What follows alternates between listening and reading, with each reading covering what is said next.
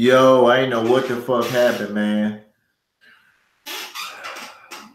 I'm gonna wait for y'all to get back in here.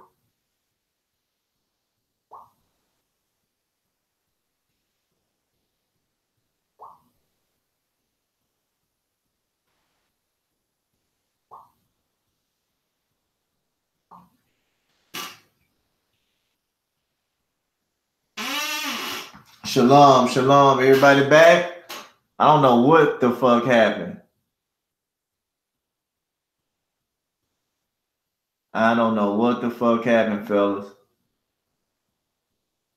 I don't know who playing with this computer.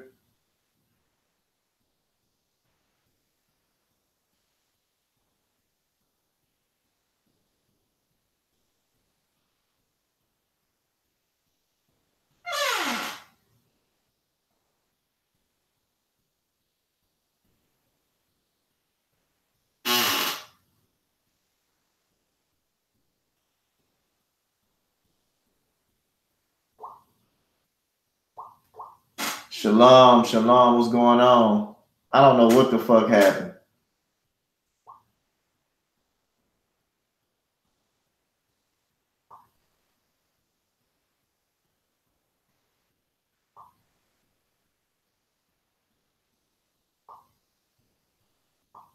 Excuse me, fellas, I don't know what the fuck happened.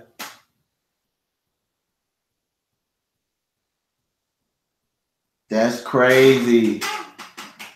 Damn.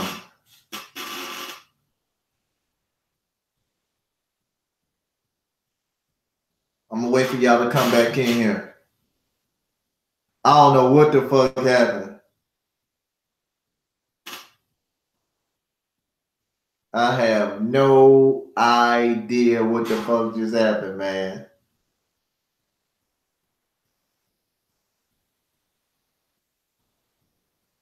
I'm gonna wait for a little bit for some more people come up in here.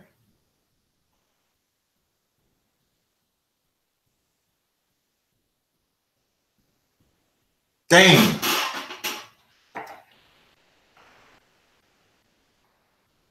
That's crazy, man. That's crazy in the motherfucker.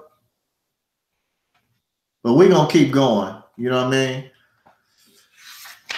That long on jurisdiction shit, bruh.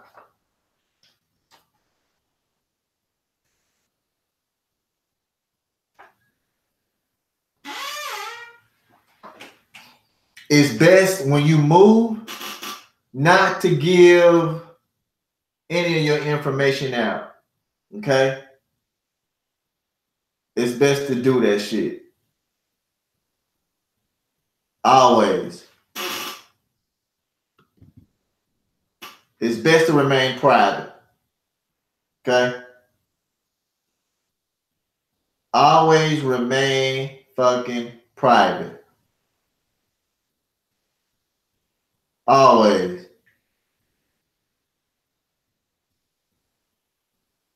Always. The two people that's watching, shalom.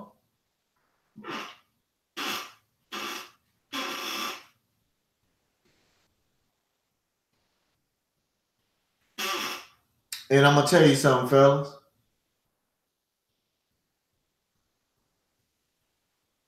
The best thing to do is to challenge everything. Challenge that shit. Challenge it. Wait for a few more people to get in.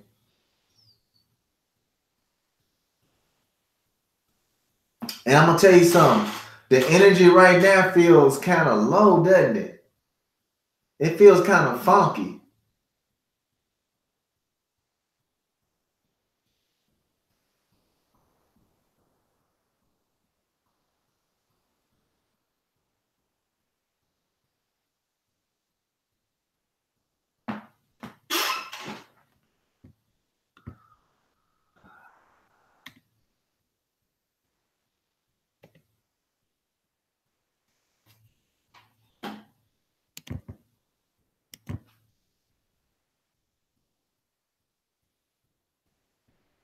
Shalom, shalom, man. I'm gonna wait for like at least about 5 or 6 people come up in here. It's just two.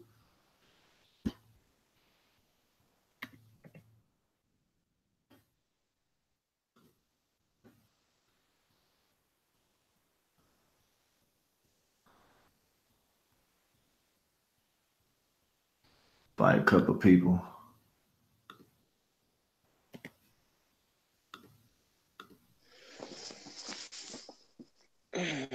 Good evening. Shalom, my brother. Shalom. What's going on? Oh man, nothing much. Hey, what just happened? Did they shut it down or something? Nah, we live right now, my brother. I just put you on. Oh, okay, okay.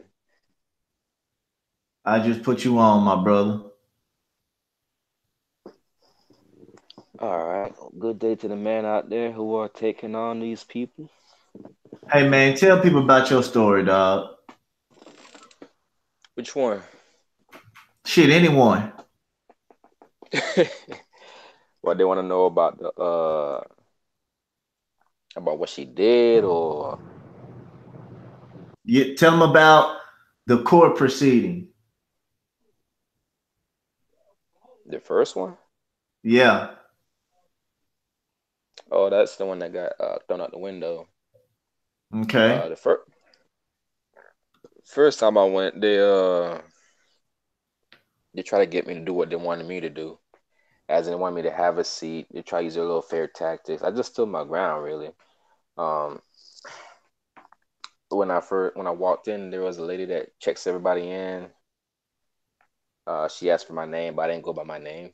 Well, I went by my name, but I didn't use that little strawman crap. I just said I'm here, for Miss Marquisha Lee, whatever. And oh my goodness. And she checked me and whatever. We went inside. That's when I said they started using their little fair tactics. They had a lady come up to me and say, "Hey, you can go ahead and sit down." But I was all the way in the back, so I told her, I'm not in anyone's way. If I do get in anyone's way, I'm about to wait for them. And she said, okay, but the better gonna go ahead and throw you out. This, that, and the third, fair tactics, whatever. Then about 15 minutes later, the judge stepped in, and I guess by me just being quiet and just standing my ground, I must have made some kind of impact because at that moment, that's when they all looked at me and the lady walked up to me and she asked for my name, and then she walked back down, and the judge just looked at me one time. Then I looked at me again. He went to the back, never came back out. The lady came back up to me. She said, "Hey, could you come with me for a second?" I said, "All right." I went with her, and they're talking about they want to go ahead and reschedule the case, this, that, and the third. And that's when I had called Brother Wasil. I said, "Hey, man, this is what they're trying to do." And then Brother Wasil was like, "Okay, what they trying to do right now?" And I said, "They trying to have me sign some worksheet to come back in again." Brother Wasil said, "Don't sign nothing." I said, "All right." So I told her I wish not to do business with y'all. She said, "Okay, it's none of my business anyways." I never gonna forget that she said that it's none of her business anyways. So they uh they kicked me out, whatever. I had to go get a copy to show that I had it dismissed. I still have the copy on me right here. And this was in what, 2017 this happened. Mm-hmm. And ever since then they've been trying to get me to comply. Like she went the baby mom to California, and they sent me documents from certain locations in California. I guess she's just moving place to place. But they kept sending me all kinds of. They want me to go ahead. They're trying to start it up. We knocked that out easily, and they've just been trying ever since. But now when I see what they're trying to do, it doesn't go through because I never give them any of my information, and I keep standing my ground. I stand my ground every time they call. They send their mail. This, that, and the third. So, are you on child support? No, but she is. They're trying to get me to pay for her stuff. And when did you get services? What, 2016? Yeah, it was 2016 when it first served me. How does it feel, my brother? Yeah, I mean it's good, you know what I'm saying. You know, the only bad thing is that she's so, how you say, upset and distraught that she will use my own offspring to try and wound me. But you keep a man away from his offspring for so long, and every time he tries to see his offspring, it's nothing but drama. It's quite taxing on anyone to the point where you really don't feel, hey, I still have my dick and balls. I can always make more, but I really do feel bad that the ones who are first brought into this world, I have to go through this. But what she don't get is that this don't really hurt me as much as it's gonna hurt them, because nowadays, young girls and boys ask that question: Where's daddy or where's mommy? And most times they don't get a proper answer. They'll get some bullcrap answer, and then they're gonna try and find you someday, fellas or and ladies, whoever's listening, whoever's going to the bull. They're gonna try and find you, and they're gonna ask you those questions as into what really happened. And you can either say, "Hey, look, your mom did this. I refused. Went to jail a couple of times." Or you can just say, "Hey, I fought, and I'll show you the records of me fighting." Right. I have records. I have records of me fighting, so they can tell us, "Oh, okay, so Daddy was trying to fight for us." And you can go ahead and explain everything about how the moms did wrong. Mother wasn't the wrong. Daddy was always there, but Daddy just didn't want to be with the mama. At the end of the day, they're gonna grasp and overstand and understand that you did not walk away from them. You walked away from her because she wasn't being a woman she was supposed to be. And and if you just get that across and let them know, and they get that, then yeah, they'll stand by you. But it's a very, very, very 50-50 chance that they might actually get the idea. Because if they're raised by a woman, 9 times out of 10 they won't get the full thing, because it's gonna be like majority is gonna be emotional. It's gonna be emotional. I'm gonna tell you that right now. Right.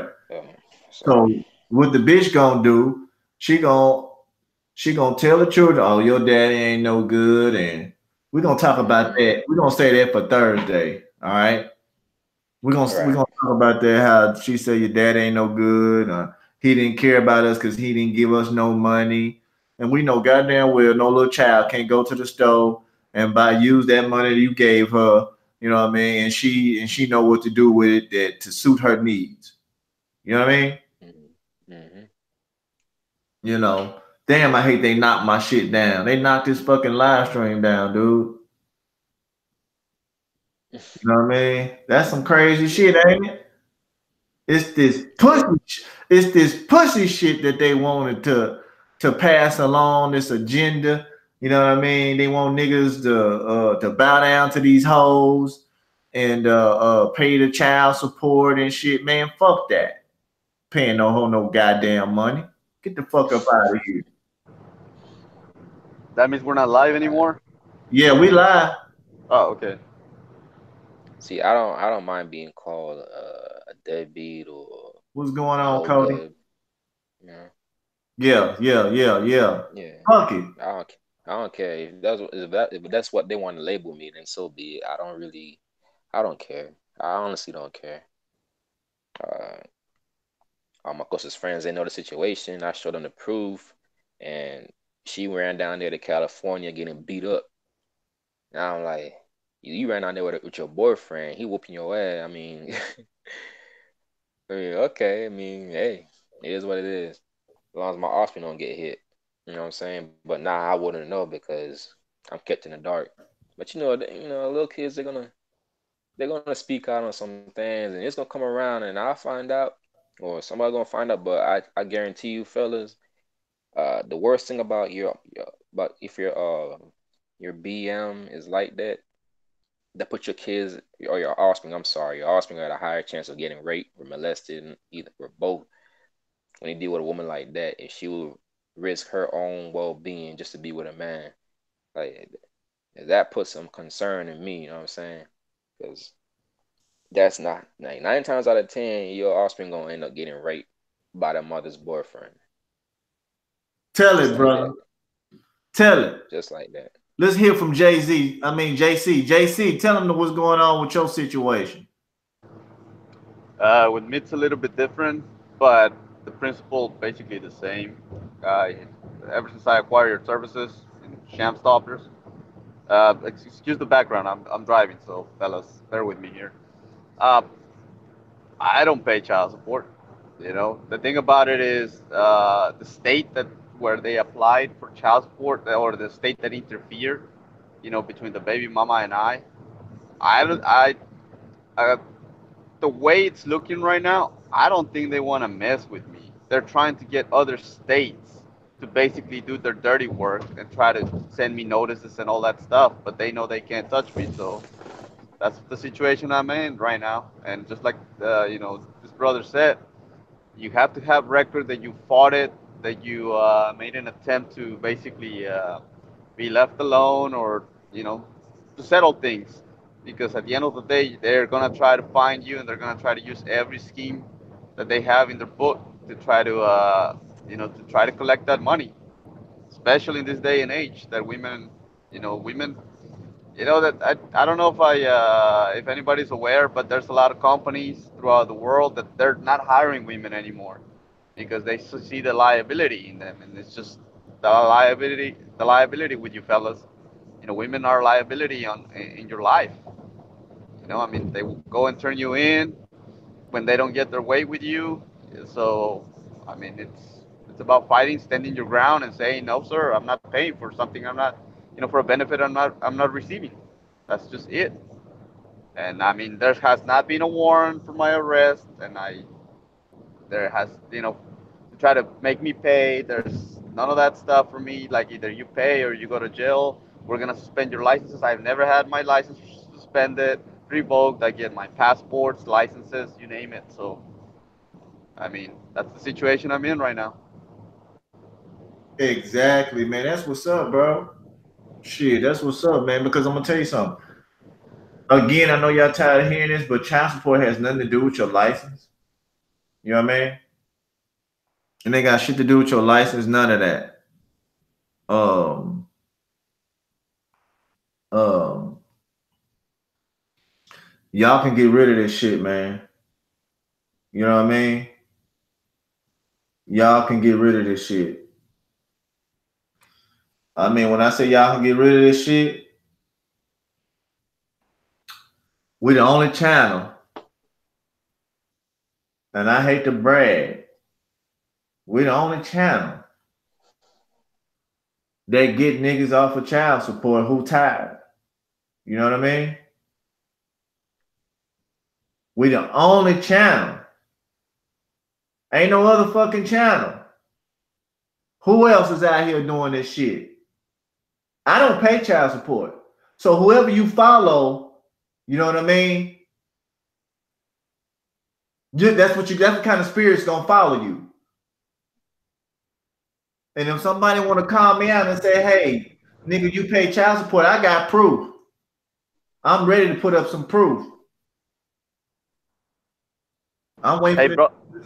huh?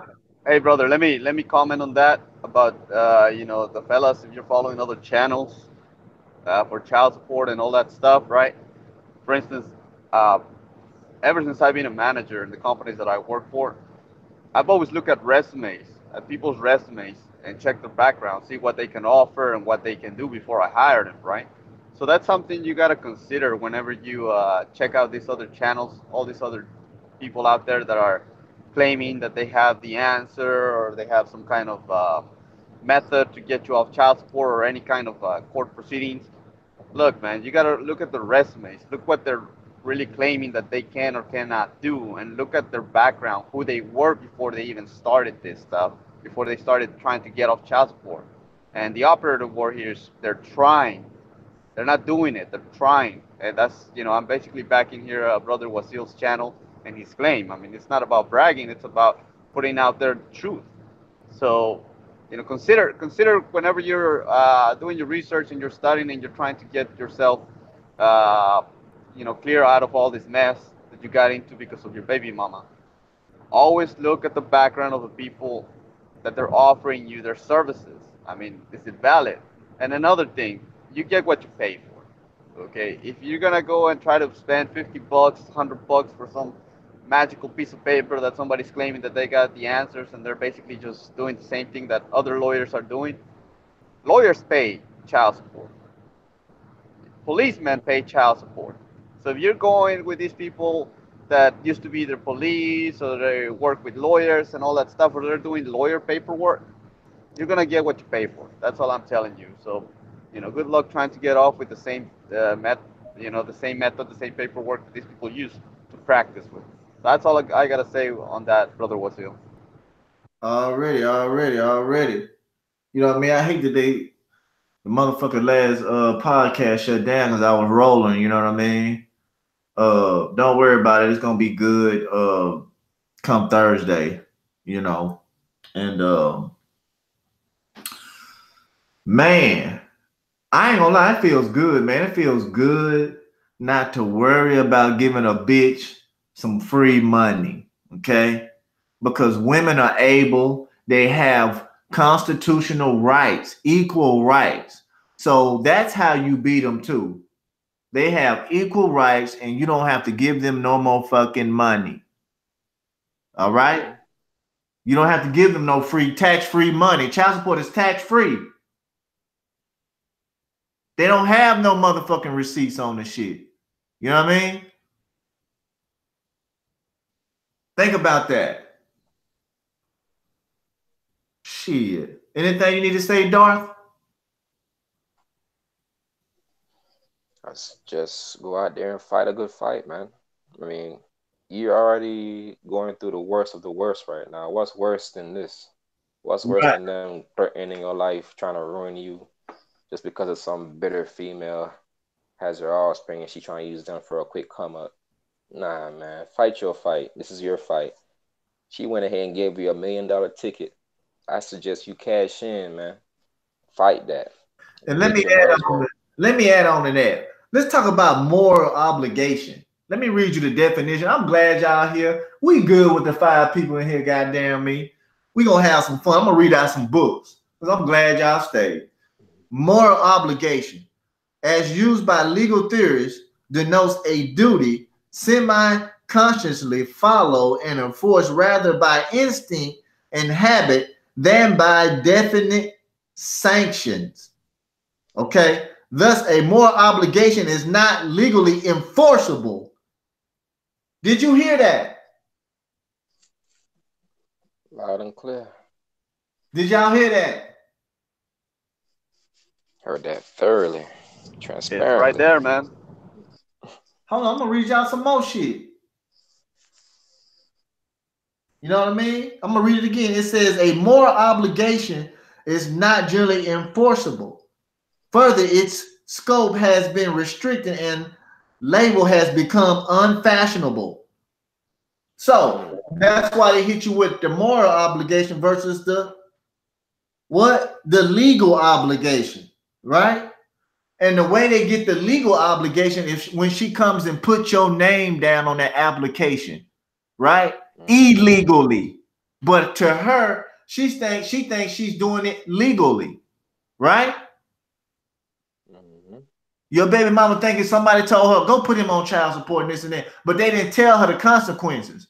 She knows right from wrong when she went down there to them fucking hitman and put your name on there, and now you got to go worry about dismissals and child support order, contempt order, show cause hearing, all that shit. It's her.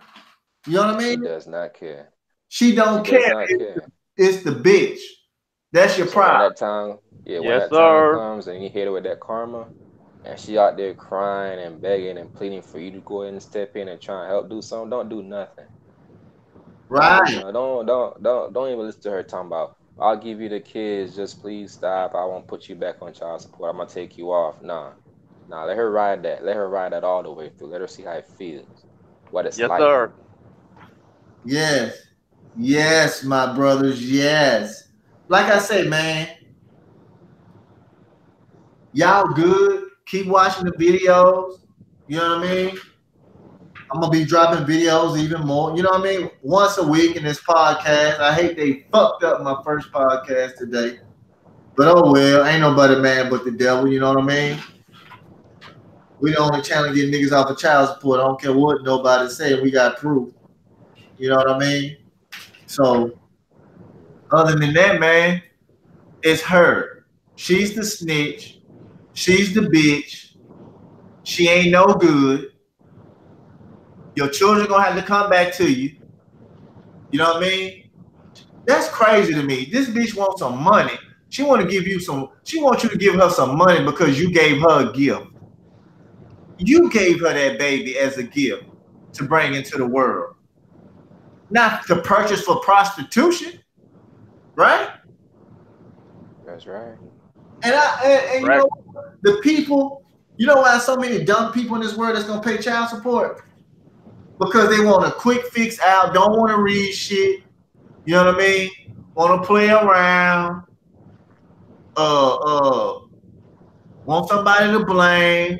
Wait and let that shit linger. Now, when my baby mama was claiming me for some goddamn child support shit, I started to fight. Then I went to school for this shit, man. You know what I mean? I got motherfucking credentials. I ain't gotta explain shit because I'm gonna tell you something. People know this podcast going on, right? They say they won't help, right? But they're not here. But that's good though. But I'm gonna tell you why. The ones that ain't on child support is the ones that's here. Right? Correct. So that's an interesting. Yeah. So, and what I mean by that, bro, you know what I mean? It's crazy how people will sit around and not do nothing about their situation. That's crazy. If a bitch lie on me talking about I raped her, or she get on that stand, if she get on that stand, already, brother, she get on that stand and lie on me, I'm gonna hurt that bitch. I'm gonna hurt a bitch your life. And lie on me. You know what I mean? Let me read some more shit, goddamn me. Hold on. Let me read some more shit. Y'all hear some more about the contempt? Check this out. Yeah, go for it, brother. A constructive contempt, sometimes called indirect or consequential contempt, results from action outside the court, such as failing to comply with orders. You know what I mean? Another dichotomy is between civil and criminal contempt. The former consists in failure to do something ordered by the court for another litigant's benefit. Did you hear what I just read? What they benefiting from? The benefit. The benefit of you going to work for her to give her some tax-free money. And for them too, because I'm gonna tell you something. The child, your bitch ass baby mama don't get all that money. The fucking people at the courthouse do. Whereas the later consists in act of obstruct justice. So they saying that they holding you in contempt, saying that you obstructing justice because you won't share your money with them. That's why. That's why they lock you up when you go in there for contempt. Because you stop paying, they know that you ain't got to get them no free ass money. And then as soon as they throw you in jail, you sue the fuck out of them. When you put a suit on their ass, they gonna stop fucking with you. Especially if you got all your elements and your shit together. You know what I mean? And most people, they got niggas on here telling you don't do federal lawsuits. Why not? You know why niggas telling y'all not to do federal lawsuits? Because they can't read. Okay? Niggas who tell you not to do a federal lawsuit cannot read, because you got to do a hell of a lot reading to get your point across to know how easy this shit is. This shit is easy when you read. Okay? Those who read will succeed indeed. Okay? Make no mistake about it. Because when you get in these books, you're actually reading the same shit as your enemies read. But you on top of that, with your common sense, you are a double-edged sword, man. You are a double-edged sword when you pick up this goddamn book and you throw it at them like, look, now nigga, right here, this says you can't do that. So if you do it, once your ass get off work, I'm gonna see you once you clock out because you know what you're doing is wrong. Mm-hmm. Real talk. It makes no sense for people, men now in this country, to be giving a bitch free money without her doing anything, any type of working. The bitch and her hitman. That's the thing. You're The paying bitch, for her services as well. That's exactly. what's sad about it. So she hired this company $25 to fill out the application. Let me read some more goddamn shit. Hold up. Hold up. The words are quite distinct. Contempt equals one. Generally, the act of the state dispensing the condition of being dispensed in a law action interfering with the administration of justice. What's up, man? You just heard what I just read? Let me read it again. Administration of justice. Bruh, let me read it again. The words are quite distinct. Contempt equals generally the act of state of dispensing the condition of being dispensed, aka despised. In the law action interfering with an administration of justice. Contemptibility equals the quality of fact of being worthy of scorn. Did y'all just hear that? Fact of worthy being scorned. Yes, contempt means scorn. They scorning you because you come in there, you not being fair, not giving away free money. Yeah. Yeah. Yes, sir. Fellas, Yes, if sir. y'all listening still, man, attack the contract. Hey, say that one more time, bro. Attack the contract. If you're listening, if you're willing to listen, attack the contract. If you go for the contract, all this stuff they're saying right now, you'll know that it's not legitimate. They're just making up BS and it sounds good, but it doesn't sell. Say that one more time. I say it sounds good, but it doesn't sell. They're selling you a product right now. Now let me read y'all some maximums. Y'all know about maximums, right? Maxims. Let me read you some maxims. A maxim is a traditional legal principle that has been frozen into a conscious expression. There are a few legal, quasi-legal maximums that everyone knows, such as these. A man's home is his castle. See the castle doctrine. Right? Right. Okay. Ignorance of the law is no excuse. No excuse. Yeah, we know that. The phrase is a closed loan translation, right?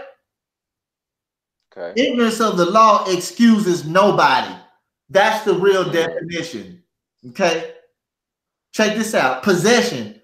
Possession is 9/10 of law. Did y'all know that? Hold on, you broke up. I didn't hear that part. What? Can you repeat that part? It says possession is 9/10 of the law. Did you know that? Ooh. Okay, I know now. Let me read y'all some more shit. Check this out. An act does not make the doer guilty unless his or her mind is guilty. So let me break it down. Right there.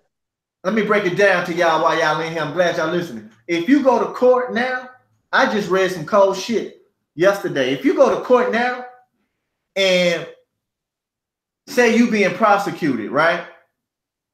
I just read in the book. If you over there laughing and giggling, talking shit, mean mugging, they gonna rule your ass. They'll throw your ass in jail just because of how you making facial expressions and all types of shit. Did you know that? I knew that. You know what I mean? Let me read you some more. A person to whom work is delegated cannot himself or herself delegate it. Let me keep going. The law does not concern itself with trifles. No one knows exactly what it means. See Yankee Lawyer 356 1943. Hold on. From an illegal transaction, no action arises. Ignorance of fact excuses, i.e., is a ground for relief. Oh man, I just My gave. brother, could you repeat that one before that where you said right before the one you just read? You said something wonderful. It was beautiful. Okay, from an illegal transaction, no action arises. Thank you, my brother. Can you read the one that ignorance of fact, that the last one you read? Okay, ignorance of fact excuses, i.e., is a ground for relief. There you go. What's up, Man, man? these are jewels, man. If nobody catching on to what this man is saying, then yeah, your listening skills need some work. Check this out. Let me keep going. No punishment except is accordance with the law. Let me keep going. He who acts through another acts himself. She who acts through another acts herself. Oh, let me break that down. So if she's acting on your behalf when you ain't tell her to, she assumes all fucking liability. That's when she go down there and put your information down without your consent. Yes. Yes, sir. Let me keep going. One should use one's own property in a manner that does not injure that of another. Oh. And aren't you an injured party? Isn't your identity being used in order for someone else to get benefits without your consent? Aren't you the one having to go through all this nonsense for somebody who does not deserve it? Yeah. Yes, sir. Check this out. It passes into a matter a judge becomes res judicata. Res judicata. Okay, I gotta look that up. Now check this out. Where there is a remedy, there is a right. Y'all heard of that one? She has no right. Yeah. She ain't got no federal rights. Check this out. Right. That to which a person consents can not be considered an injury. Oh shit. Did you hear that? Do not consent, fellas. Did y'all hear that? Acquiesce. Y'all I heard that. I'm gonna read it for y'all in the live stream. That to which a person consents cannot be considered an injury. Did y'all hear that? Consent. She consent to the agency already, but if you did not already, you're good. But if you went down there and signed documents, you're in some trouble. Yes. Yes, brothers. Yes. You know what I mean? Yes. Do y'all know what the word may means in the paperwork? Let me go and break it down. Let me give y'all some, because y'all, I'm a reward. I'm gonna give y'all some games that y'all been in here. Hold on, wait a minute. Check this out. May, the American rule of may. Check this out. Let me start to the top. American rule. Shall. What does shall mean, fellas? That he can, if he wants to. No. Shall or shall not. Shall means, under the American rule, means has a duty to. Okay. You gotta write that down. You're talking about must. Must means is required to, use for all requirements that are not duties imposed on the subject of the clause. Okay. All right, so I have my word mixed up. Okay. Let's go to may. May means has discretion to, is permitted to. That's what that means. Must is required to, and if you look up Latin, must means to demand. I mean, required means to demand, excuse me. But yeah, man. Okay. Yes. And look, when you read that child support paperwork, you'll never see the word will in there.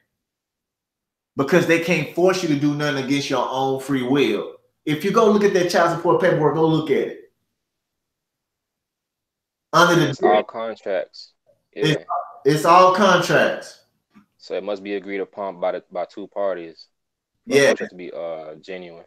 Yes. Yes. Look, for child support to be lawful, everyone has to agree.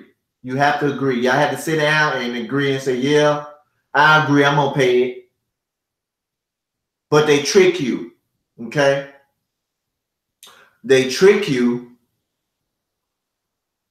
by fucking with you at your job, by making you put your social security number down when you get a new job.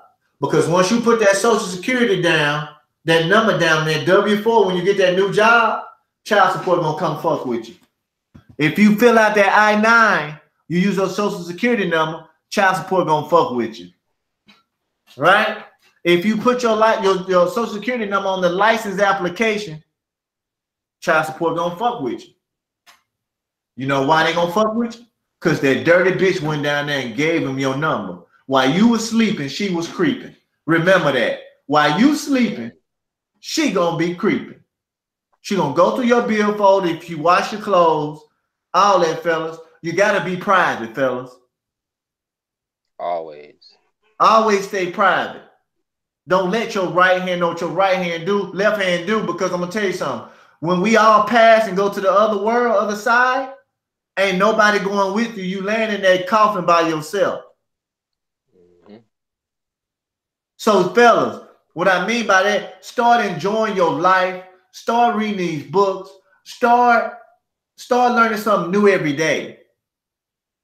This child support shit is easy. You can get off of it. It's not hard. Y'all need to sue these people in federal court. That's all I'm gonna tell you. Sue these people. Build you a case up. Sue these people. You can get out of child support. You can beat it. You can get off of child support. We're the only channel that talks about that. Fuck all that other shit. You know what I mean? You only have rights if you fight for it. Yeah. No rights if you don't fight for it. Exactly. If you consented to this shit, you ain't got no injury. That's all I'm gonna tell you. Because you know what? If you sign the contract, you can get out of it. I'm gonna leave it at that. Ain't a such thing as a binding contract. Only way it's binding if you up here and agreeing to the shit, you know what I mean? And you and they find that shit fraud. And that's why they lock niggas up. Mm-hmm. That's why. Peace to everybody that's in here, man. You know what I mean? Because I'm gonna tell you something. It's only a few people that run the world in the first place. Not a whole bunch of niggas. Not a whole bunch of Mexicans. Not a whole bunch of white folks. But it's a few people that run this planet.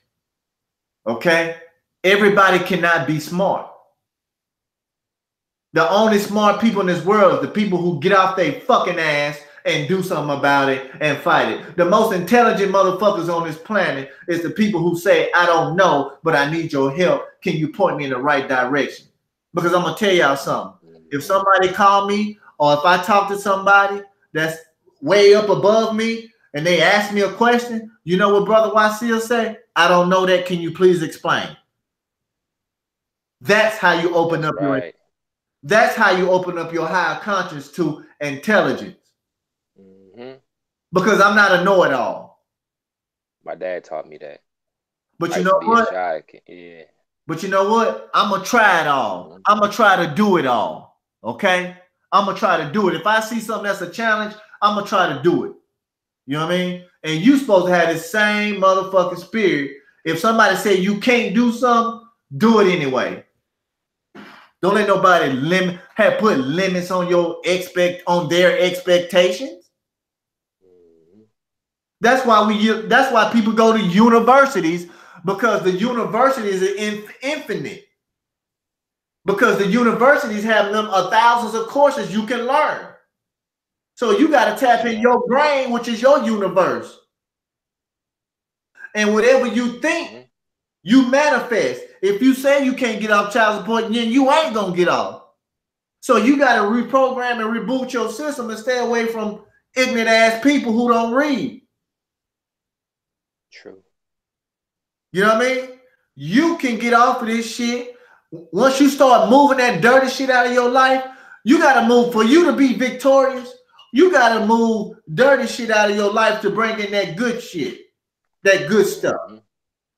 Right now, it's springtime. Y'all supposed to be doing some spring brain cleaning, unclogging all these holes, unclogging all what somebody else told you who ain't got no fact sheet, no track sheet. They can show you some shit. You know what I mean? Go get you a go get you a state and federal administrative law book. I just gave y'all a book to go get. Trust me, y'all gonna have fun reading that book. And federal administrative law book. Y'all gonna have fun reading that book. I'm telling you. You know what I mean? You're gonna have fun. When you learn this shit, man, they start getting scared of y'all. When they know you know something, they'll play it off. You know what I mean? Yeah. They're not gonna call me back to court. They're not gonna summon me back. You know what I mean? Let me get back to it. This is spring, fellas. Start cleaning out all the stuff that you have learned and start learning new stuff. Okay? Put it up somewhere. Get you a journal. Write it down in the journal. Make you a journal. You know what I mean? Be a journalist. Right? This is what a journalist is. A journal has a notepad and he makes a story or he tells lists and shit, and that's why it's called a journalist. All right? Mm-hmm. And if y'all don't got the money for it, just go and go to Google and then go to Google Docs. It gives you free Word, Microsoft Word on there. Not just that. That's helpful too. You can go to the Dollar Tree, go get you a pen and go get you a pad. That's where your victory gonna start. And start reading. Mm-hmm. You know what I mean? Dude, you just don't know. My writing skills and got so cold now, it's ridiculous. You know what I mean? Yeah, I've seen. You seen my writing skills, right? That's correct, my brother. You too, Jose, right? He got me on mute. But hey, check this out. This is what I need y'all to do. It's springtime. Clean out all the old shit out your house. Whatever you got old, get rid of it. Whatever you got old in your house, get rid of it. Or sell it. Better yet, sell that shit. Because once you do that, you bring more blessings into your life. Because you got to get rid of, like an old ass car, you got to get rid of an old car to get a new car. Your problem is writing out the paperwork correctly. Hey man, when you start reading more, your writing gets better.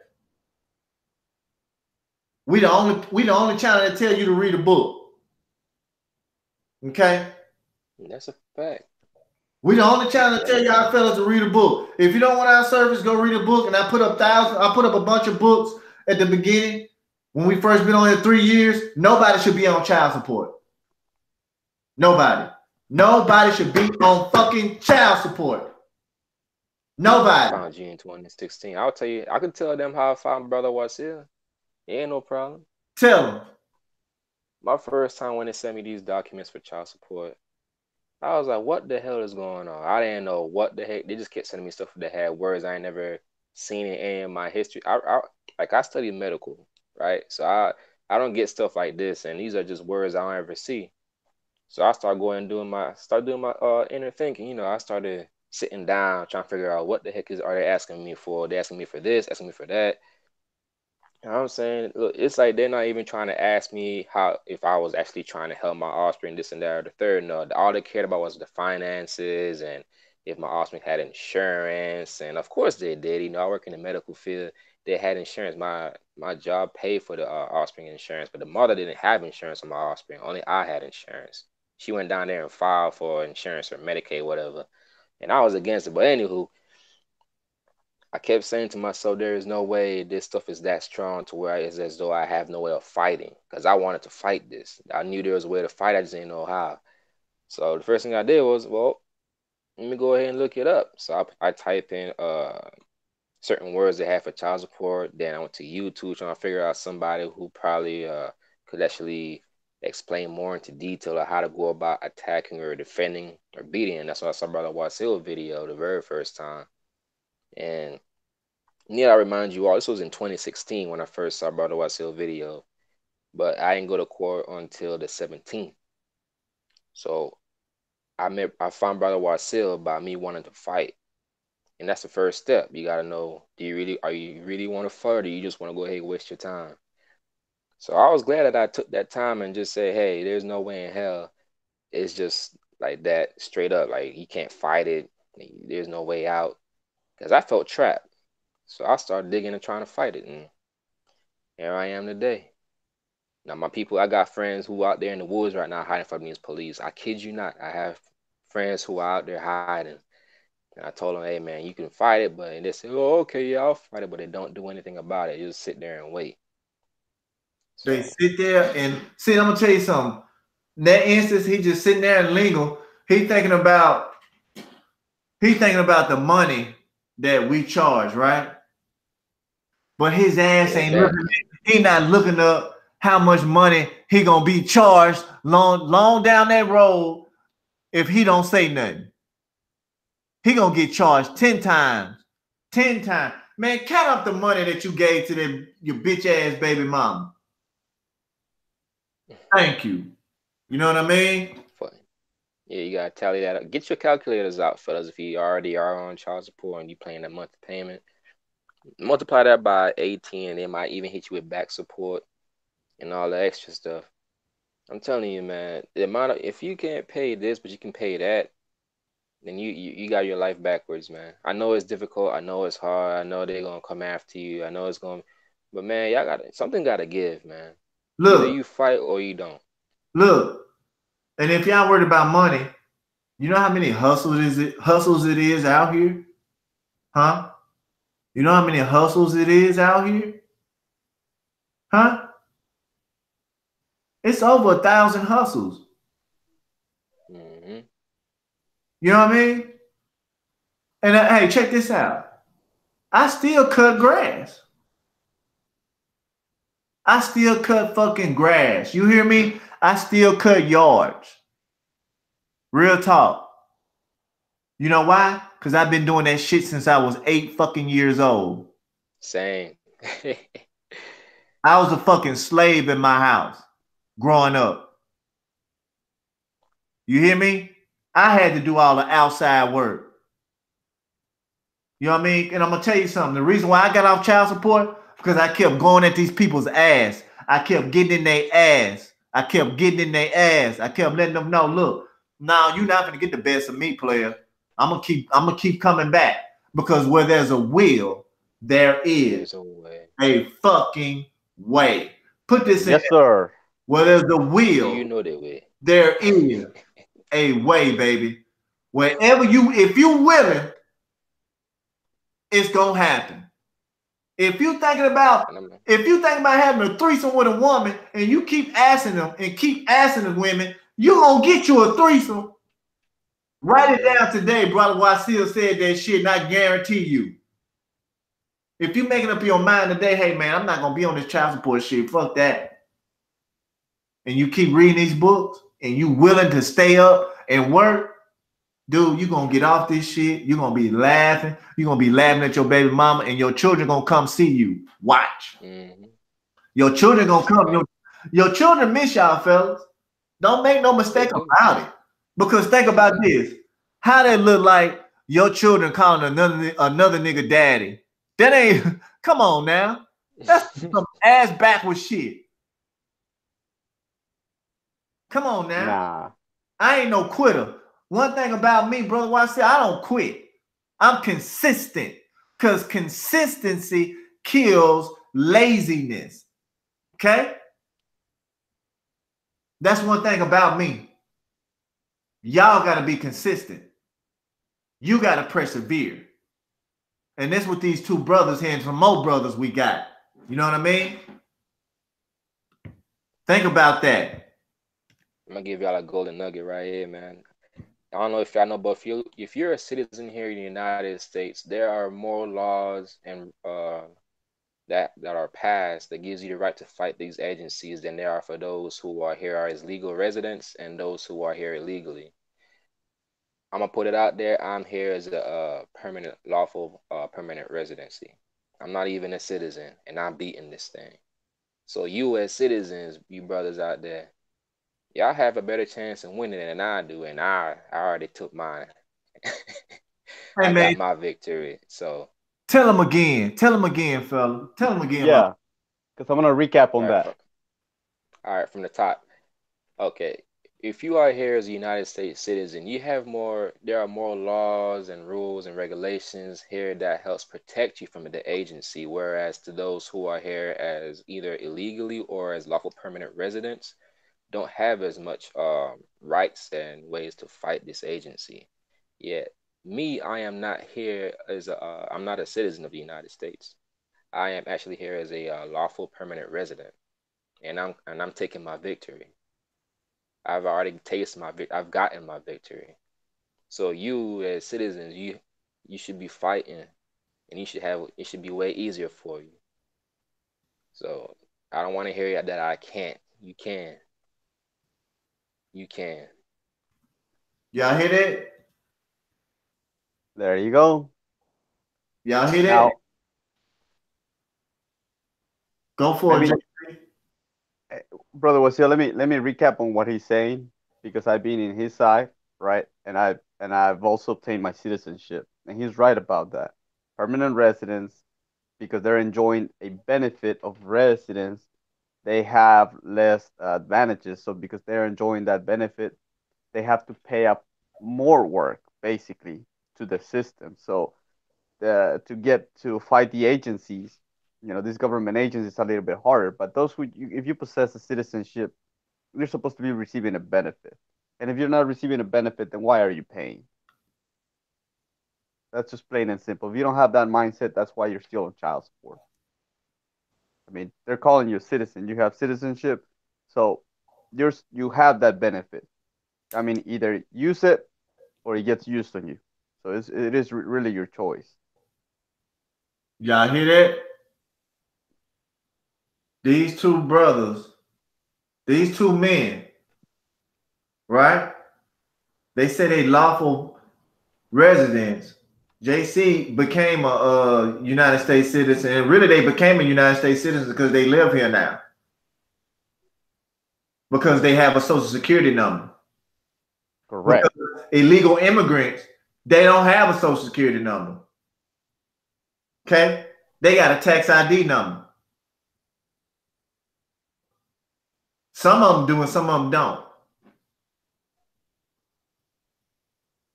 But like I was saying, man, y'all can beat this child support shit. Real talk. Y'all can beat this child support shit. These dudes, these two brothers, beat it. They not on child support. Real. And and I'm gonna recap on that. Like I mentioned earlier, I'm enjoying the benefits of the citizenship. I got my passport, the privilege of getting licenses with the state. Uh, I mean, what else could you add? I mean, what else can you get out of it? I mean, use your privilege because you're paying for it.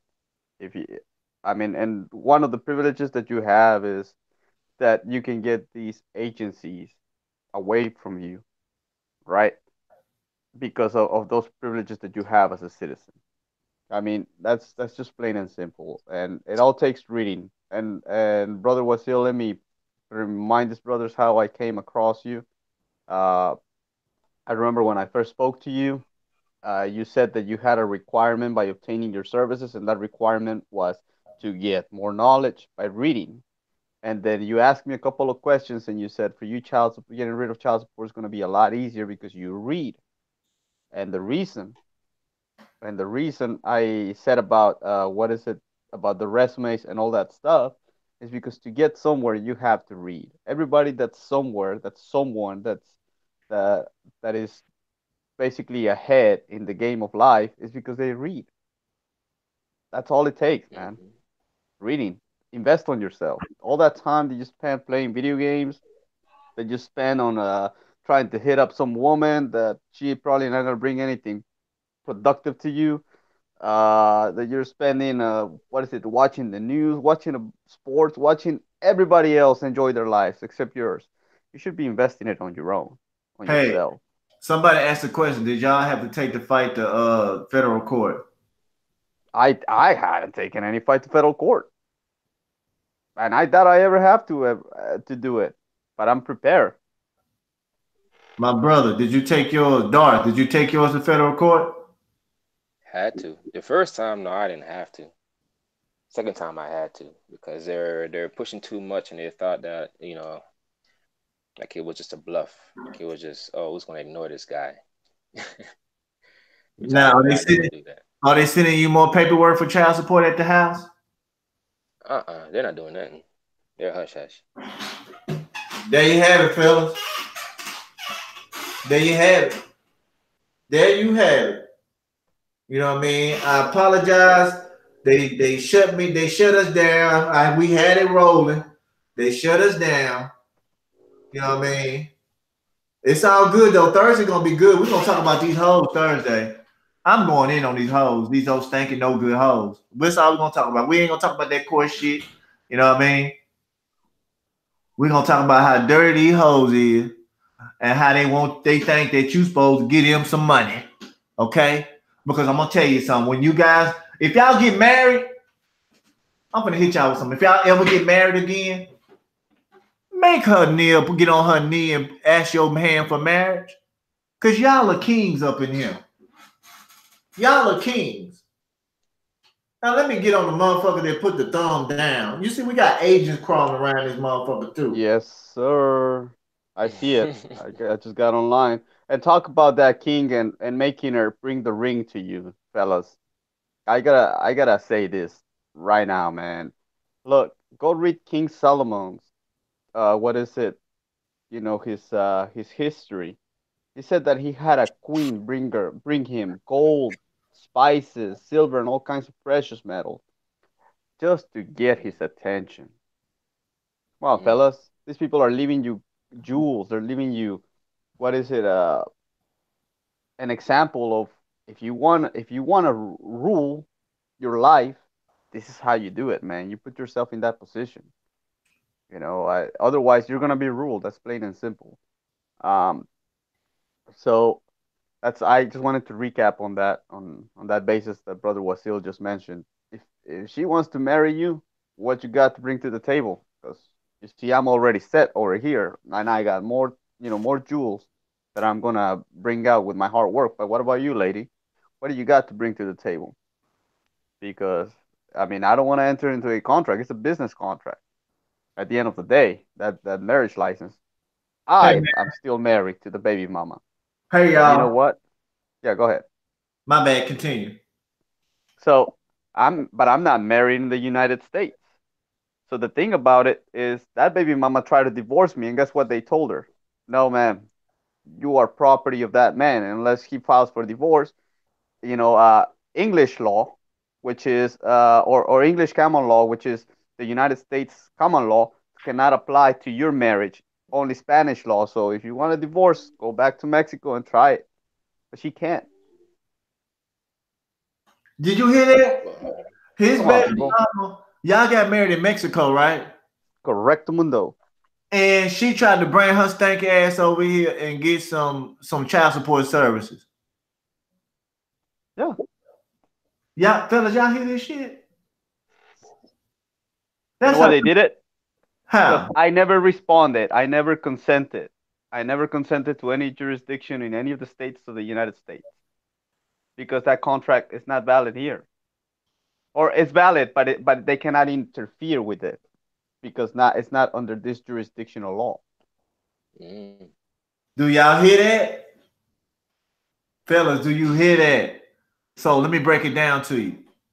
Go back and read the Declaration of Independence. Everything is right there, man. Check About this out. foreigners. Check this out. This is how you beat long arm jurisdiction. If you move to another state, don't have nothing in your name. Okay? And that's all I'm gonna tell you. I'm gonna leave it. I'm gonna leave it. I'm gonna leave it like that. That's Don't the have nothing in your epitome of name, going, and they won't have jurisdiction over you.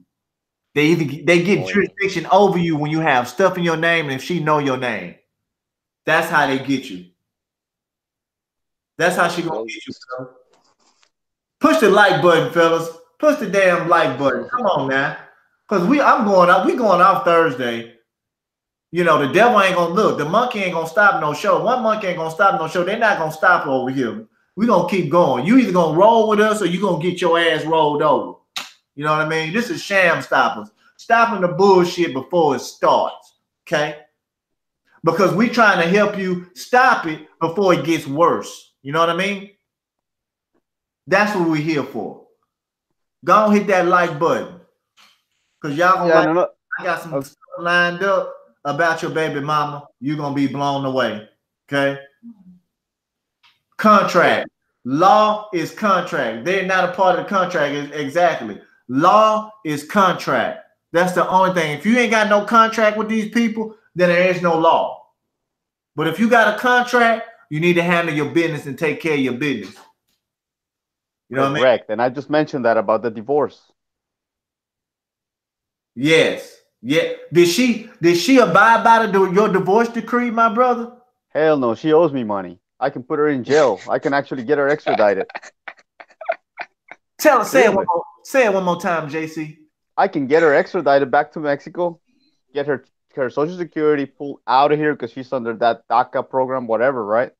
That's the last time I was aware about. But anyways, I can go file either here with the consulate, the Mexican consulate, and get her ass over there.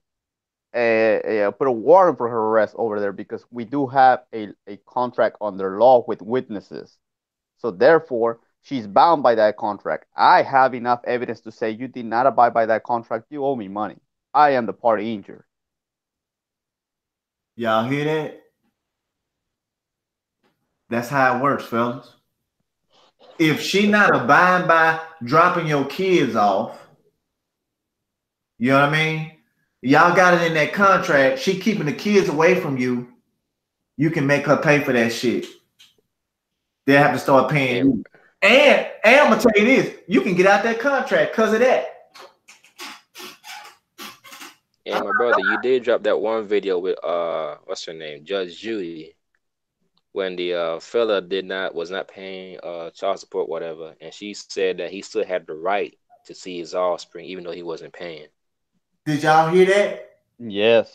And go read your contract. This is your contract. Dudes, hey fellas, I'm finna hit y'all with something. Y'all finna love this one. Do you know I got case law where it says a man that does child sexual molestation or abuse got a rights to his child too? So, Hello. so That's the if world we live in, but that's the facts. that's some facts, man. You know what I mean? So you can see your child, go see your children, study first, then go see your children. You know what I mean? Because the you can sue the school for tort liability. Yes, sir. You know that? If the school interfere with you seeing your child, you can sue the school. Man, we giving it to you, man. Brother Wasil, let me give another testimony about the school being scared of you as the father walking in there to see your offspring. Hit me. So I remember in 2016, this is the last time I ever got to see my offspring until now, right? Right, I went to visit them, right? And right. I said, I'm here to see my offspring, the two little ones that I got in here. Then they said, well, because supposedly, my name was there on the record and all that stuff. But this is another story behind that town. But anyways, uh, so I go in there, but they did not prohibited me. They did not interfere, but they called the cops, right? But they told them they couldn't do nothing. So even though it was on the contract when it was my visitation, but because it's during school, I can go and still visit them. I'm not taking them anywhere. I'm not violating the contract. There's nothing in the contract that says during school hours you cannot go see your offspring. That's what I'm saying. You gotta read, fellas. Wow. That's a smart way to go about doing it too. Yeah, man. Wow. The school And and anybody who interferes, again, you have a privilege. These people are taking your money. Okay, if they interfere, they're violating. They're basically saying, "Screw you, we're taking your money, and we're also telling you what to do." I mean, are you really going to allow that to happen? No, take them to federal court and take their money and their jobs. Oh yeah, they're gonna throw each other under the bus. They will throw each other under the bus with no hesitation. Yes, sir. They have no morals. Those people have no morals. That's another thing. That's why they get these public jobs, because that's the best thing they can accomplish. They can't do anything on their own. That's why they don't go private. A lot of people are afraid of going private, so they come and beg for a job. They come and beg for things for free, because that's the only thing they can amount to. That's as much as they can amount to. It's sad, but it's a fact, and it's a sad fact. check So I this mean, out. it puts you Check, in a position of power, fellas, knowing check, this. check this out. We got a brother that says the school called the cops and had me run off and trespass me from school property, and I had divorce papers with me. Sue the fuck out of them, AWH. You know what I Yes, mean? sir. Sue their ass. Sue their ass, dude. You know what I mean? It's crazy how they like you know all these facts and all these rights and all that, and they still act as if what you're saying is just lunacy. I just say that the majority of the people in the world today are just incompetent. They don't know what's really going on, and I was one of those people. I'll be honest with you. I was one of those people. Is that before all this, I didn't know none about anything about this stuff dealing with law, except for what they taught us in school. But thank God I paid attention in school because the separation of powers right there. You cannot you cannot act on two or more, within one branch. You can't do that. So you cannot exercise legislative and judicial, executive or judicial, executive or legislator. It's gonna be one. A Whenever they act in, yeah. right. AWH, check this out. I went to see my daughter and the principal was trying to bogart me. You know what I mean? The principal was trying to tell me, hey man, you need to be on a birth certificate. I said, man, I ain't need to be on no birth certificate for my daughter to say she my daughter, nigga. I know it's my daughter, nigga. You know what I mean? So he called the police. Facts. He called the police on me. He called the police on me. And you know what I did when he called the police on me? I went and sat my ass down in the chair. I said, all right, we're going to wait on the police when they get here. I want to talk to them too. You know what I mean? And then he seen when I got there, the police said, hey man, I see that you not acting crazy or you in the right mind. I said, dude, I'm a man. I ain't gotta act crazy. I can sue you if I want to. You know what I mean? I can take your stuff out. And I'm gonna tell you something too. Check this shit out. So when the principal told me, hey, you need to be on a birth certificate, I said, for real? I said, all right, then. Well, you know what you need to do? Since if you say I need to be on the birth certificate, sign it and write your name down at the bottom that you said that, so I can take it somewhere.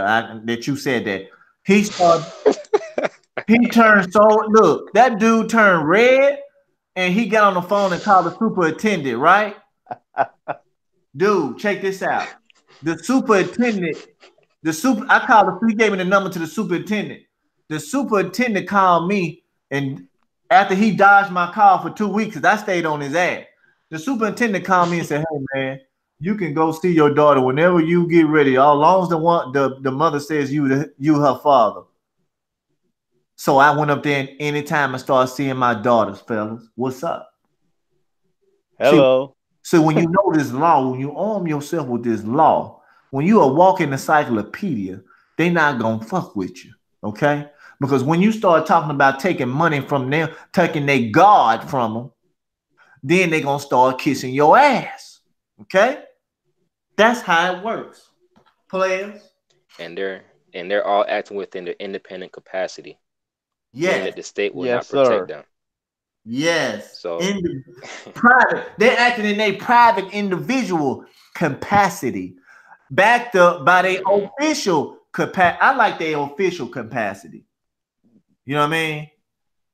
Because I'm official. And it's official if you break that, you break your oath called the Constitution. Your ass is grass, Mr. Postman. You know what I mean? Yes, sir. So, fellas, I went through it to go see my daughter. You can go see your daughter. You know what I mean? You can see your daughter anytime you get ready. Any of your children, they miss y'all and they love y'all. They mammy ain't gonna tell you that, but I'm gonna Uh-huh. tell you that. I'm gonna tell you that. You look, every king had every woman and had every woman in check. You need to start having these women in check. Don't let no woman back talk you. Whatever you say, that's what you mean. That's what you say. It ain't up for no discussion. Ain't up for no debate with telling a woman something. A woman's supposed to obey you and mind you. Okay? That's That's how the operative word. And it's the Mind you. mm-hmm. she's supposed to obey you. Your woman is supposed to obey you. Whatever you tell her to do. I don't care who And don't if like what she I'm yeah. saying. Oh well, because I'm gonna tell you something. The smarter you get, the powerful you get. The most intelligent you get, the more powerful you get. All right? Remember that.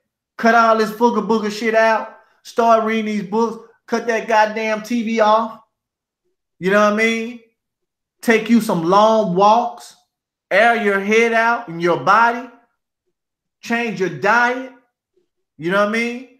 Hold off on the meat.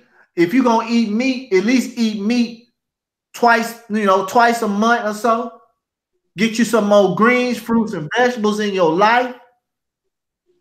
You start feeling better. Start Cutting out.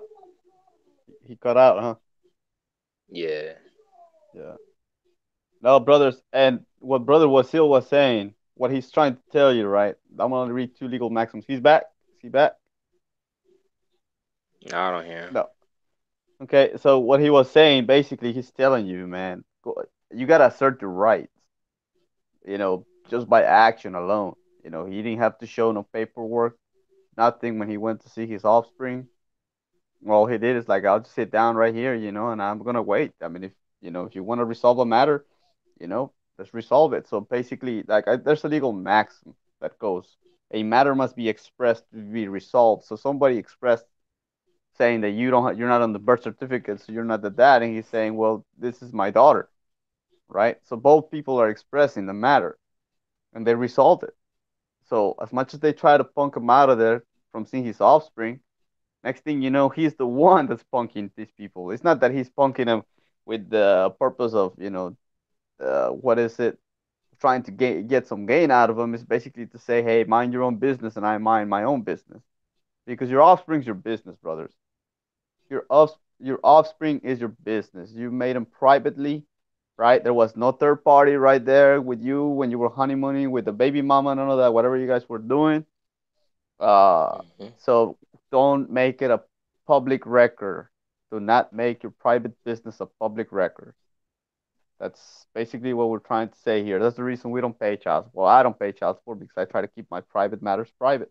And if the public or public officials want something, to make it public, hey, you better be ready because I didn't ask you. I didn't ask you for any of this stuff, and you're coming to me. Mm-hmm. So, if we're gonna make it public, you better be prepared because, as much as I like to remain private and I like to be left alone, you obviously want something from me. But I'm gonna take more out of you because you made a promise. I made no promise to no one. That's what he was talking about, the oath. I didn't make a promise. I didn't make an oath. Did you make an oath, brother? Oh, I did not. So there you go. Not I didn't once. violate nothing. And I had my They do. phone calls recorded when they had called my phone. I recorded my phone calls. So did I. So, Yes, sir. and they asked for my social, how much I made, this, that, and the third. I gave them nothing, and I Thank you. told them word for word, I wish not to do business, and waive all benefits. You guys thereof. and they have that on record. But if they say they don't have it on record, trust me, I have it on record. I have their phone number saved within that recording, and I have it on a disc. You know when they stopped trying to get at me for child support when I made the first recorded phone call and I asked questions about the agency, how it worked. I just asked them questions. I wanted them to give me the whole thing, and then they're like, "Oh, this guy knows, right?" And it's funny because the first time I called, I said, "Hey, am I calling for the agency?" And they're like, this is the attorney general of trying to give you the whole Right. title, right? Or the official title. I'm like, right, for the agency. And then the lady goes like, yes. So when she said that, man, I started laughing. Hey, you're back, brother Wasil's back. So that's so fellas, I mean, you either put yourself in a position of power, which is what you were born with your own personal power, or somebody's going to take advantage of that position of power over you that you're not asserting. So again, he who fails to assert his rights has none. I'm just gonna leave you with that, and that's what Brother Wasil was explaining earlier. He asserted his rights, and that's why he has them. But if you don't assert them, then you have none, and you have nothing to complain about. That's factual. What happened, Brother Wasil? Where are you at? Nah, So he's there. Yeah. I don't see him. So fellas, I mean, you got all kinds of benefits you can take advantage of, to get off this child support stuff. I mean, and like I expressed earlier, you're gonna get what you pay for. I mean, anybody who's known me, what is it? I manage businesses. That's what I do for a living. I'm, either supervise or manage, right?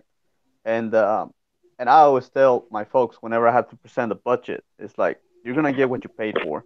So I'm gonna invest this money in this, but this is going to be the reward later on. Okay. Right. So it's the same thing with you fellas. If you go invest it into somebody that's just basically giving you hope and selling you hope, that's all you're going to get, just that hope. It's like sending you. It's like calling what is it? Those California psychics. There's nothing different than what is it? Than paying for something that somebody's practicing with on you. It's just hope. Right. And, you know. Yo, yo, yo, yo, yo. Yeah, What's brother. going?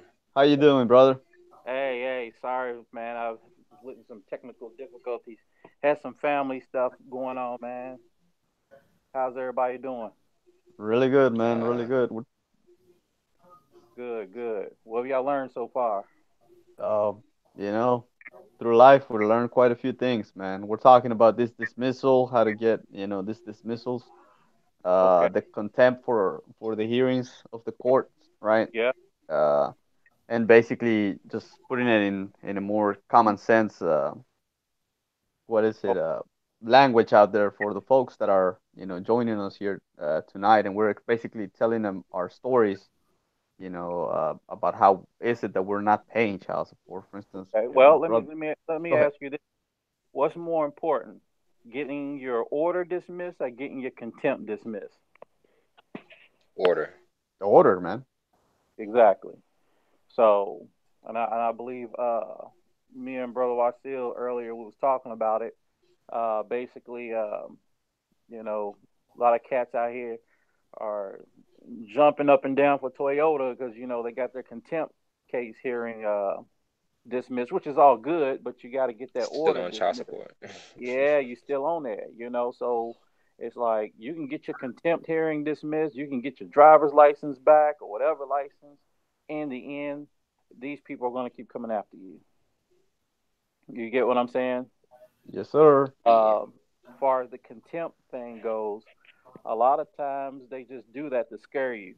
It's like they'll lock you up in their little fake jail for like 30 days or something like that, you know, just to try to scare you and get some money out of you. But you can't buck down, to them or whatever. You can't submit. Uh, but yeah, yeah, if you got a contempt hearing, yeah, fight it. But I'm just trying to figure out why A lot of these cats are posting their contempt dismissals and calling it a case dismissed. You know, I mean, because your order is what you need vacated, terminated. The contempt is just a branch under that order. You get what I'm saying? Right. So, I just don't want everybody out there to get fooled by a lot of this paperwork some of these other people are putting online talking about, yeah, oh, he got his case dismissed. And when you read it, it says contempt. It doesn't say the order of child support. You get what I'm And saying? So, don't get deceived by anybody. and brother, that's what I was explaining to everybody here. It's like you're getting what you're paying for. I was just basically saying, in those in different kind of terms, right? Like for Yeah. instance, you get other people's services and they're selling you hope. They're Yes. selling you a practice because they really don't know what they're doing, and you basically just put it out there. They're telling you, oh my God, I got this step taken care of, but the whole thing's not over yet. But it's only one step. But see, here's my proof that I know what I'm doing. Not Yeah. necessarily. When you get it all vacated, then that's when you can prove. You can have, you can say that you know what you're doing. But most people out there, like I was telling these guys that are listening to us, right? They're selling you hope, so might as well just call a California psychic. They'll sell you Exactly. hope as well. What was that psychic, Miss Cleo? Yeah, I don't know, man. I just seen them on commercials here and there. It's like, wait, what? So Right. yeah, fellas, it's you're gonna get what you pay for. Okay. Right. So and then like, it's not the money itself, it's the knowledge behind it. And believe me, uh, when I came to Sham Stoppers, I Hmm. mean it wasn't just child support. Right. On it, child support's easy. There's other stuff that opens your mind. Remember, the United States is a business. It's a corporation. So unless you start handling everything like what it is for a business, and instead of keeping it out there in the public and you start handling it private, I mean, you're still going to be participating in this public business of child support and everything else. So that's that. Yes, that's basically my message I'm trying to give everybody. I Okay. mean, this is the So land have of you the free. so have y'all talked about the subject matter? Have y'all talked about what Mm. subject matter is? No, we haven't discussed that. No, we Okay. haven't. All right. Well, let me go into subject matter real quick here. So, subject matter is important when you're showing up for these hearings, okay? Because you have different type of hearings, and they do confuse you with these different type of hearings. So you have your contempt hearing, you have your custody hearing, and you have your child support order paternity hearing, okay? Now, where they confuse you is each one of those have a different case number, okay? So each one of those have a different case number, and each one of those have a different subject matter. Where most people are failing at is they're going in on the wrong case, arguing the wrong things. You get what I'm saying? Right. So it's like you can't go to traffic court and the subject matter is a traffic speeding ticket, go into traffic court and argue something totally different. The subject matter is a traffic ticket. It's the same thing with these child support hearings. So you're gonna have to study. I'm not gonna expose everything. I want everybody to study. Okay? I want everybody to start paying attention to any documentation that you get. Pay attention to all four corners of the paperwork. All right? So Right. subject matter. When you go into a contempt hearing and the subject matter is how come you have not been paying, that is the subject. You can't go in there and argue the contract, whatever, because the only thing they want to know is why you have not been paying. Okay? They're not going to argue anything else. And if you try to Not appeal at it, all. and if you try to appeal it, guess what? Court of Appeals is going to be like, I mean, no, the subject was why were you in contempt? Okay, you get what I'm saying? So basically, in Hmm. a contempt hearing, you got to prove, that you basically they want to know, they want to get you and see that you willfully did not pay. You get what I'm saying? I mean, because they can't lock you up without due process. You understand? So If you want, it's like okay, like the paternity action, that's a different case number. If any of you ever filed for like custody or something like that, No, I haven't. okay, you filed for custody. Guess what? That's a whole different case number. Okay, so and I'm just telling you from my experience. You know, I've initiated court cases to challenge things, and they're like, "Well, that's not valid here," and I'm like, "Why ain't it valid here?" Well, come to find out, it was the wrong case number. You get what I'm saying? Hmm. So you got to pay attention to what type of hearing you're in. All right. So that's on subject matter. Uh, and also under that contempt, you got what's called a show cause. Okay. Now the show cause is why. Now, if you go in there arguing that you don't have to pay or whatever, that is, and a lot of people do it the wrong way because now you're showing them willfully that you are not going to pay. Okay. There's ways of arguing the contract when you go into these contempt hearings. What's it say? You have to argue the point why you have not been able to pay. Yes, AWH, that's right.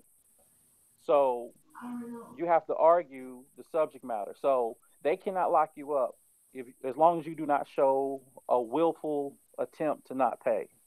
All right? How do you not show a willful attempt not to pay? One of the ways is don't acknowledge anything. Okay?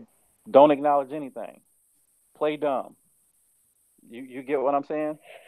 Hmm. Okay? You got to play dumb and you got to play like I don't even know how this contract got initiated. You know what I'm saying? I don't know because I didn't agree to nothing. You know. So, but you're going to have to, but if you want to challenge and get your stuff terminated, vacated, you have to go after that particular case, that case number. Okay? It's like you can't put in demands to terminate or whatever in a contempt hearing. Not, I mean, not on the order. You get what I'm saying? Right. You have to attack the actual order, the actual case number. Okay, that's why a lot of people go to these hearings and nothing happens. That's why they leave out of court talking about, oh, they ignored me, oh, they didn't listen to me. That's because they only have certain authority to do certain things in those type of hearings. You get what I'm saying? So if you go into a contempt hearing and try to put a demand to vacate or terminate the order, they say no. You try to appeal that. The appeals court is going to look at the subject matter. Okay, they're going to look at it like, okay, you are appealing something that's not valid in this type of hearing. Does that make sense? Yep. Yeah. So I'm giving you some keys here. Like I said, you know, I'm not an attorney. I can't tell you how to do things. I can only just kind of point you in the right direction. So, order of support, attack that. You know, you can attack the contempt or whatever, but it's not going to get you off the order. You can attack the income withholding order. There's been people attacking that and jumping for joy. They're still going to come after you. You want to know why? Because you're not attacking the order. Just because you got them to stop garnishing your check, you still got to fight. Yeah, they're still counting how much you owe Yes, you every still have to time. fight because guess what? Once you get your job to stop sending them money and you stop paying, and if you don't fight and you stop paying, they're going to come after you because that money's going to rack up. You have to Hmm. fight. Okay? You can't be scared if your baby mama is not willing to take you off. I'm sorry to say this. She is your enemy. Now, sometimes the baby mama they won't let her take you off. That's just Yeah, they'll give. manipulation. That's Yeah, just they'll give her manipulation. some. Yeah. And, and I'm gonna tell you, brothers, now. If she's saying, "Oh, I tried, they won't let me," go up there with her. Don't just take her word for it. You get what I'm saying? Do not take the baby mama Hmm. word for it. If she says she tried to get you off and they won't let her, you go up there with her. You know what I'm saying? That's going to do two things. That's going to be proof that she really did, and If you there, you can put a little power behind it. They can't coerce her. You understand? Do you understand what I'm Right. saying? Well, I Okay. get that Yeah. because she can go over there and just say that I don't want to put him on there to get that, and I'll be like, all right, and just Yes. say I don't know the baby daddy. I don't know who the baby daddy is. Like I said before in our Well, past, well, here's the thing. She, if she says she's not going to say that because 9 out of 10 she already put your name on the application. right. Okay. You know. Now, if she's receiving benefits, she's going to have to drop that. I'm sorry, because that's one reason why they refuse for her to take you off because she keeps receiving that money that she borrowed. Okay, Hmm. trying to help y'all think. I can't tell y'all everything because if I tell you everything, then I ain't trying to get blamed for nothing. I'm trying to help you study. All right, so you have to pay attention. Get everything that was put on record against you. You have to pay attention. If you don't know what happened to you, go to the clerk and get every document you can. You want to know what was said against you, what was put out against you. What's he say? The state don't want to lose out on that money. No, they don't want to lose out on that money. They don't. So you're gonna have to checkmate them and let them know they don't have a right to no money. But you Excuse got me. to study. You got to know at what angles to attack them. Because if you don't know, you're not going to get remedy with these people. I'm trying to find my family law books here because there was something important I wanted you to know. Hold on, here we go. All right, you still with me? Yeah, we're Yep. here. All right, let's see. Let me look at my notes here. All right, because there's a lot of good stuff in here. Let's see. Diction. All right. Well, was Wasio busy? Is he in the background? All right. Where's it at? Let's see. I wanted to go over collateral attack and the difference between that because you brothers need to know that you have techniques that you can use to attack that order. Okay. Let me see here. My division. Let's see. It's not in the jurisdiction. So basically, you have a direct attack and you have a collateral attack. Okay? So the direct attack or the collateral attack is you attacking the baby mom whenever she tries to file a case against you. There we go. It's direct attack versus collateral attack. And I'm going to read y'all what this is. You ready? Y'all with me? All right. All right. Right here. Direct attack versus collateral attack. Two kinds of challenges or attacks can be made on a judgment, direct and collateral. The difference depends on when the attack is made and on what kind of court proceeding the challenge is raised on. Let me read that again. It depends on what kind of court proceeding the challenge is raised on. And I told y'all there was different type of court hearings, right? Hmm. All right. So assume, for example, like this character named Mary, she goes to the state trial court to sue her husband Ed, right, for child support. He does not All right. appear in the action, so she wins the judgment.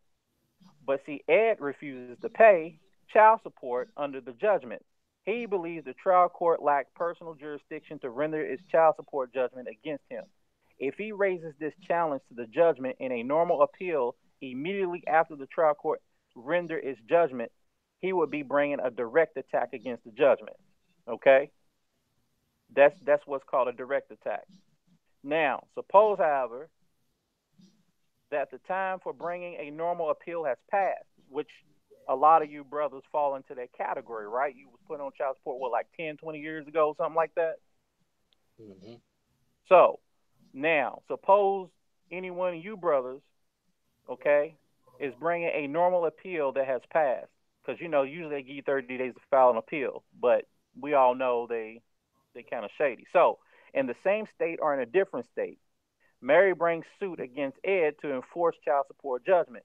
In this new suit, Ed says the child support judgment is invalid because the court rendered it lacked personal jurisdiction over him. This is called a collateral attack against the judgment.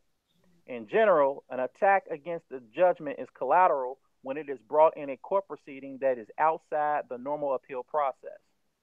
So, when you attack a court order judgment directly through appeals, that's called a direct attack. Okay. When you attack her child support judgment outside of the appeal process, which is what 99.9% of you brothers are going to have to do, and that's what me and Wasel, we get brothers to do. We do the collateral attack. That is when you're attacking the order outside of the appeal process. You get it? Got it. All right. So now you have what's called equitable estoppel. Okay. Basically, what y'all will be doing is the equitable estoppel, and basically that means that a party will be prevented from doing something because it would be unfair to allow him or her to do it. Did you catch that? Do I need to Got it. go? Let me read it again. Equitable estoppel means that a party will be prevented from doing something because it would be unfair to allow him or her to do it. A party will be equitably estopped from attacking the validity of a judgment, even a clearly invalid judgment, when, okay, the party obtained the judgment or participated in obtaining it. Now, a lot of you brothers signed some stuff, right? A lot of you signed some stuff. You got tricked into signing some stuff. You got tricked into saying, yeah, I could pay you that, whatever. Okay. That's cool because we can still collaterally attack it. All right. And the other one, that a party relied on a judgment by accepting benefits based on it. Okay. That's important because usually a lot of these child support orders come with like a benefit that you really don't get, right? And the other one is that the party calls another person to rely on the judgment of determinant of the other person. So basically, the reason why I'm telling you these terms is because these terms help you understand what your remedies are. Yeah, Cody, like Cody GT50 said, rescind your signatures, okay? But there's a certain way you have to rescind your signature, okay? You just can't grab a piece of college rule loose leaf paper and say, I rescind. You can't do that, okay? Because rescind is a contract within itself. So you're going to have to write that out correctly. All right. So, yes, you rescind your signatures, but in order to rescind your signatures, you also got to have a claim that goes with that. Okay. So if you bought a car and you take that car back and you're like, oh, I'm rescinding my signature on this car I bought. Okay. What is your claim to go along with that rescission that you want to take it back? You follow? So, Right. So you got to put all these puzzle pieces together if you want remedy. And like I said, the reason why I read those words and definitions to you is so you know you do have a chance to fight that order outside of the appeals process when time has passed. Okay? So, I'm trying to bring some facts and some knowledge to you brothers to help you think and to help you move. Okay? This is chess. These people ain't playing checkers. Okay? But the thing about it is they don't even know how to play chess, so they cheat. Seriously. They play chess like checkers. Yeah, they play Yeah, checkers and like that's something you learn in jail, how to play chess, so you can get out of jail, man. right. Right. So another thing let me quickly go into this. Um, I know last time we talked about jurisdiction, correct? That's right. All right, jurisdiction is very important. They usually corner you to get jurisdiction, okay? And it's hard to escape jurisdiction. Even if you, like, say you live in the state of Florida and you travel to Texas, if they can catch you while you're in their border, within their borderlines, they have jurisdiction over you, okay? Now you can challenge that, but generally a state will have jurisdiction if you are in their border. So if you were driving a car from Florida to Texas and you get pulled over in Texas for a traffic ticket, guess what state you're going to have to contest that ticket? Texas, correct? Yes, sir. So Because yeah, you're All in you right. got Texas. it from me. Yeah. All right. So there's a lot of people on YouTube telling you to send stuff back or whatever. We told y'all in the last segment, do not send it back because if you send it back, they're like, oh, okay, he responded. Only the post office can send it back when they mark that return to sender on it. All right, so let me go over how jurisdiction is acquired. All right, let me charge my phone. There we go. All right, you still with me? Real hair. All Got it. right, let me tell you how jurisdiction is acquired. Subject matter jurisdiction. The only way a court can acquire subject matter jurisdiction over a divorce or a case is by special statute or constitutional provision giving the court the power to hear this kind of case. A divorce decree rendered by a court without subject matter jurisdiction over divorces is void. Okay? You have in rem jurisdiction. All that is needed for a court to acquire in rem jurisdiction is domicile of at least one of the spouses in the state. This can proceed as long as reasonable notice of the action is given to the defendant. If the defendant is not domiciled in the state, notice can be substituted through a different type of service. And guess what that is? They can give it to you in the mail. They can put it in a publication in a newspaper. So as long as they show that they attempted to mail you or put your name in a newspaper that you have a court hearing, guess what? That's how they get interim jurisdiction. Personal jurisdiction. A court can acquire personal jurisdiction over several ways. Personal service process on the defendant in a state. This is effective whether or not the defendant is domiciled in a state. So if you're visiting Texas from Florida and they happen to catch you and serve you personally, they got personal jurisdiction. Consent. The defendant can always consent to personal jurisdiction by simply appearing in the action and defending the entire case. Okay? Let me break that down. So, if you show up to court and defend the entire case, they have uh, personal jurisdiction over you. Okay? Let me tell you how that happens. So, say you get an order to appear to court for child support. Say you show up. If you argue everything that bitch is saying or whatever, you are arguing the entire case. But if you go in there and argue, I didn't sign no contract, you don't have jurisdiction, I didn't agree to this, guess what? You're not arguing the entire case. You understand? Mm-hmm. I'm dropping jewels on you. And it says, but if the defendant is a non domiciliary, he or she can appear solely to contest the jurisdiction issue without being subject to full personal jurisdiction. Did you catch that? Yeah, I get it. I get it Okay. to an extent. So what Yeah. is it saying?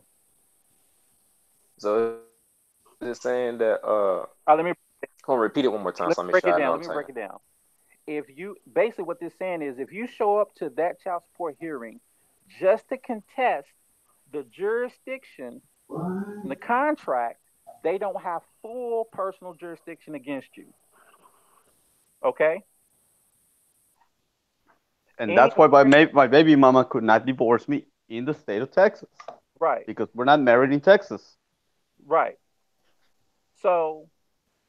So basically, if you go and argue all the little bullshit facts that they're trying to like get you in the child support order, you are arguing the case, the subject matter. But if you go to challenge the jurisdiction, okay, and the subject matter, they cannot have full personal jurisdiction over you. Okay? Yes. All right? And you got people on YouTube telling you that you can sue a judge. You cannot sue. Let me tell you what the Supreme Court says. The Supreme Court says in order for you to be able to sue a judge in federal court anyway, they have to be absent of all jurisdiction. All jurisdiction. They have to be absent of all jurisdiction. Even when they act corruptly, they still are immune. Even these fake judges, under the abstination laws, they give them immunity. Okay? See, Okay. these people aren't telling you the abstination. There are four different abstination doctrines that prevent you from going to federal court arguing about what a judge did to you in family court. Okay?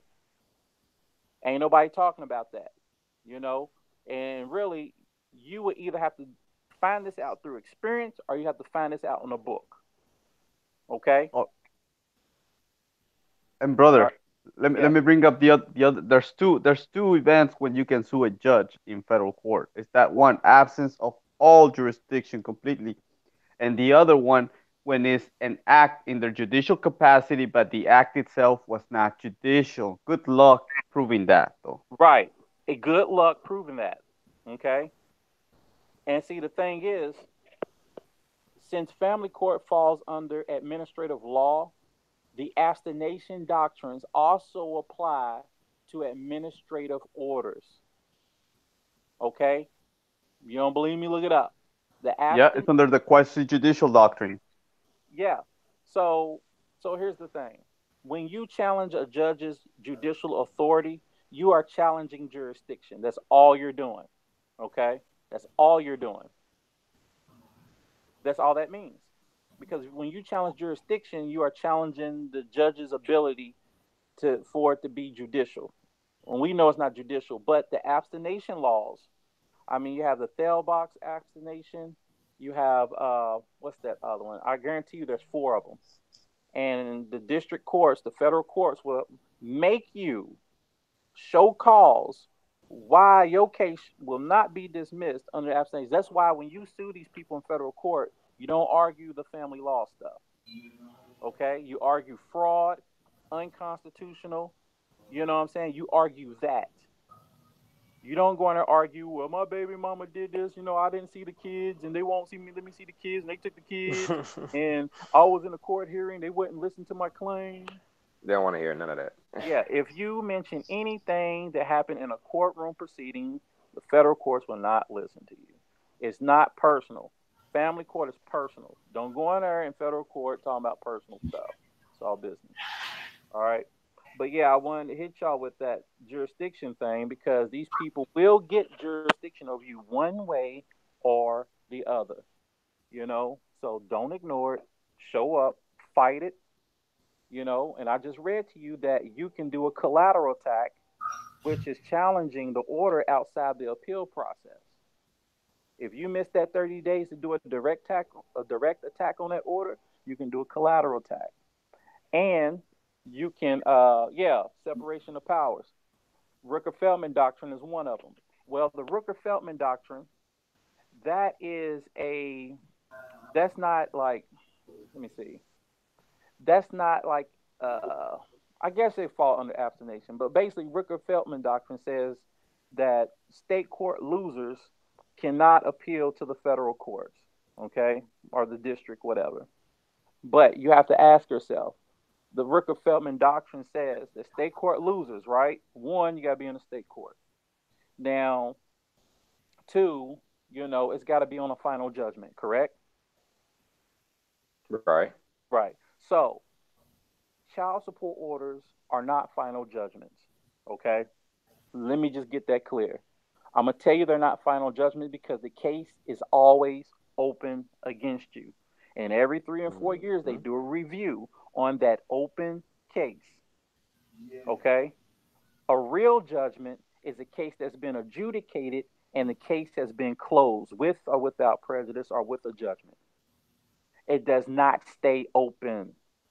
So Ricker Feldman doesn't apply. And I'm hitting you with some hardcore, you know, gems right now.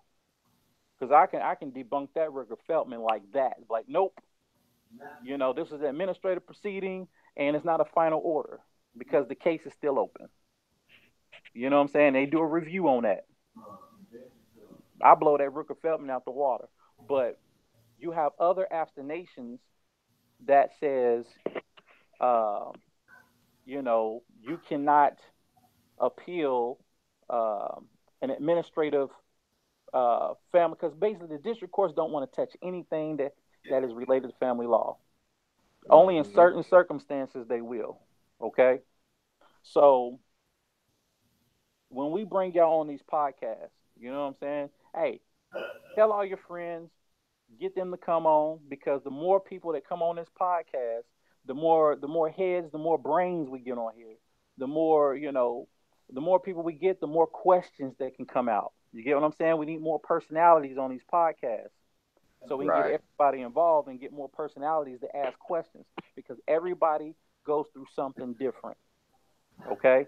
Everybody has a different story, and we need those people to come in on these podcasts and share their story so we can get like an idea of what these people are doing. Okay?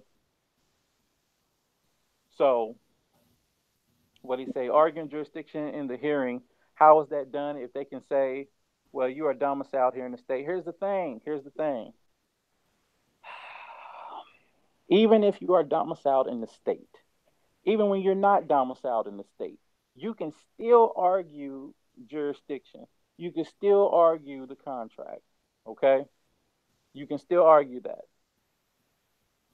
So you got to understand that you do not lose your rights until you acquiescence. Okay? You follow? You don't lose your rights until you acquiescence. These people will try to get you to acquiescence one or many ways. One, they'll try to trick you and redirect you so you don't bring it up. Two, they'll say it doesn't apply there when it really does. Okay? I mean, you got to stay sharp. These people are not going to tell you nothing factual. They'll tell you that it's judicial, it's not. They're going to tell you that they can lock you up if you don't know, you can't. You know, don't try to use those scare tactics on me. So you have to study, okay? You have to study. I just read to you that you do have chances to fight this, but you have to fight it right. And you got to know what case that you are fighting on. You just cannot put in paperwork to these people without knowing what case you are putting it on. Okay? If you put in a demand or a motion to dismiss or whatever to terminate, you have to put it in the appropriate hearing. Okay? And a lot of y'all paperwork don't even make it to the courtroom because you don't even put the case law on there. Okay?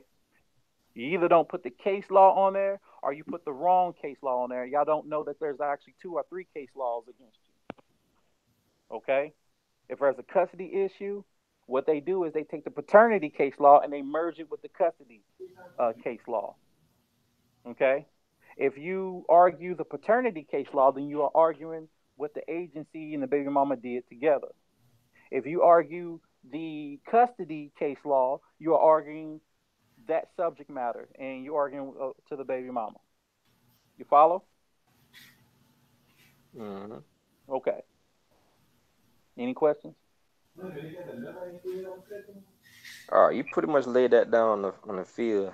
I I get it. I get that part. Let's see. Does the due process clause in the amendment, is that a valid attack? Yes, it is.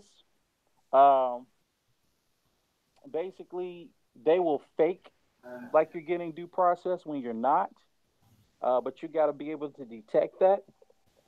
Now, due process is tricky because you have substantial and you have procedural due process. When you go through that administrative crap, it is procedural. And I'm going to tell you something. The Constitution says something about due process, substantial, and procedural says something totally different. You understand? So administrative courts go by procedural law, procedural due process, and I'm gonna tell you that's janky. It's janky as hell because procedural due process says that hey, we put them on reasonable notice, so we got jurisdiction. We put their name in the newspaper, blah blah blah, whatever. Okay, so the courts would consider that due process. If you show up and you argue, if you argue the case instead of the subject matter, then they can fake the due process on you. So if you sitting there arguing back and forth to baby not baby mama about every little thing that she says, you are now participating in that case. Now, if you go in there and you don't argue with the baby mama and you objecting like, look, I didn't look, show me the contract, I ain't agree to this, you don't have jurisdiction, you are arguing the subject matter. You follow? You get what I'm saying? Yeah, brother. Transparent. Okay. And I have a question really quick. See if you Yeah. can elaborate a little bit more on that. On the can you break down a little bit more on procedural due process and substantive due process? Well, hold on. Let me. See if you can hear me. Can you hear me? Yeah, I can hear you. Okay, yeah, because people bring up the due process stuff like a lot, but a lot of times, it like you said, is very tricky, and that is true. So can you break down the definition of procedural due process and the what is it, Okay. and what is So substantive due process? okay. So substantive due process. So in constitutional law, basically it's a process allowing courts to protect certain fundamental rights from government interference. Okay. So even if procedural protections are present or the rights are not specifically mentioned elsewhere in the Constitution, courts have identified pretty much the basis for the protection from the due process clause of the Fifth Amendment of the Constitution. Now, it prohibits the federal and state governments, respectively, from depriving a person of life, liberty, or property, okay, without due process of law. Substantive due process basically is the line between the acts that the courts hold to be subject to the government regulation or legislation, okay? So basically, when you go into a real court, you get substantive due process. You follow? Yeah, which in effect would be basically the selective application of due process, right? Yeah. So basically, substantive due process is is the basically is the real due process that you get under the judicial courts. Okay. Administrative law deals with procedural. Procedural is like fake all out this doors. Okay. Policy. I mean, you don't get no remedies under procedural due process. Right, it's just basically policy. It's like going to what you call it, to your HR manager when Juanita complained that you were looking at her the wrong way. Right. That's Right. procedural due process. So they have many tricks under procedural due process. Okay. Correct. They have many tricks that they can do. They most of their deception is under procedural, and basically procedure is basically. Let me tell you, it's basically a legal doctrine that requires government officials to follow fair procedures before depriving a person of life, liberty, or property.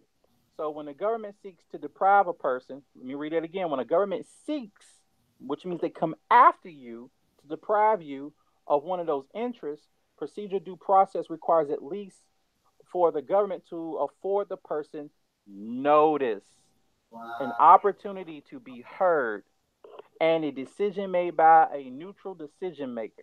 Let me point out the words. As long as they send you a notice, as long as they give you an opportunity to be heard, and the decision was made by a neutral decision maker, which would be that administrative law judge. So the difference between procedure is it's very minimum. All they have to do is one, put you on notice, two, let you come into court and ramble a little bit, and three, have that referee behind the thing make a judgment against you. Guess what? That's due process. That's procedural. Yeah, Okay, just like an employment. Like exactly. Procedural. exactly. First write up, first warning, second verbal warning is gonna be what is it? Uh, and then the third one suspension and then termination, that kind of stuff. Yeah. Well, procedural is administrative. Substantive is Yeah, what you deal with judicial. That's your difference. correct. So Next question. basically, the procedural is exactly that. Like when you're working or whatever, they give you a certain remedy, and you have to follow those procedures. Otherwise, you're not getting any remedy at all. Well, when you're working, you get more remedies following a procedural process on your employment than you do with the administrative courts. Because Imagine that. all they got to do is just give you an opportunity to be heard. Okay. Imagine that, brother. You get more remedies at your Exactly. HR office than what you get in this other kangaroo court. Exactly. So, okay. So basically, you know, it deals with a lot of the civil process. Okay, and it's like pretty much the rights which apply equally to civil and criminal. So basically, the following is an unbiased tribunal. Where have we heard the word tribunal? Anytime you hear something called a tribunal court, it's not a real court. Notice of the proposed action and the grounds asserted for it. So when they send you a notice of the action, hey, we're coming after you for child support, and here are the grounds. Your baby mama put your name on there. The opportunity to be present, reasons for the proposed action not to be taken. Okay. The right to present evidence, including the right to call witnesses. How many of y'all go to these proceedings and call a witness against your baby mama for the false claims? See, you can do that. The right to know the opposing evidence. So, we talked about this last time a couple times. You have the right to know the opposing evidence. What is the evidence? That is the application she fills out. She has to fill out an affidavit stating why she wants you on child support. Okay? She has to fill out a direct deposit form, which you can request. So basically, they racketeering before they even get you. Now, the next one is the right to cross examine adverse witnesses. Let me give you a secret. Y'all ready for a secret? All right. Go for it. All right. You only get this on the Sham Stoppers podcast, okay? 9 out of 10, 9.99 out of 10, when the baby mama's represented by a lawyer, the lawyer signs and notarizes all the shit she says. Guess what that notary just did? That notary, if the attorney is arguing for the baby mama, that attorney is acting like a witness. Put that attorney on the stand. Okay? All right. The next one. All right. Always challenge the evidence against you. All right. The opportunity to be represented by counsel. We're not going to do that because we know what that happens. Okay. The tribunal to prepare a record of the evidence presented. Let me elaborate on that. You need to start going to these clerks, knowing what case number it is, and asking for all these documents. Okay? Because you don't know what the challenge, or you don't know what they did or how they constructed something until you get all the documents. You'll find out who the underwriters are and everything. The next one, the tribunal to prepare written findings of fact and the reasons for a decision. Guess what? There are no facts in the child support proceeding. All of it is lies. Not unless you just a bad person, like to beat your kids, whatever, but a lot of y'all are not like that. I hope not. But so those are your differences between substantive and procedural. All right? What's the next one?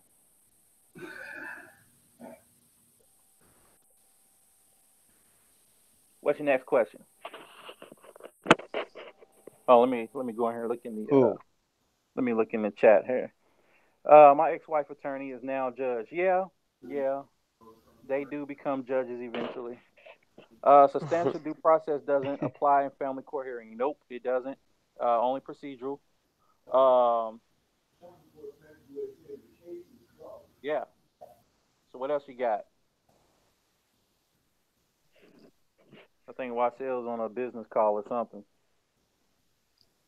But that's all right. I'm here entertaining y'all. So what else you got? Okay. I, hey, let me read What's something really quick. non-TANF?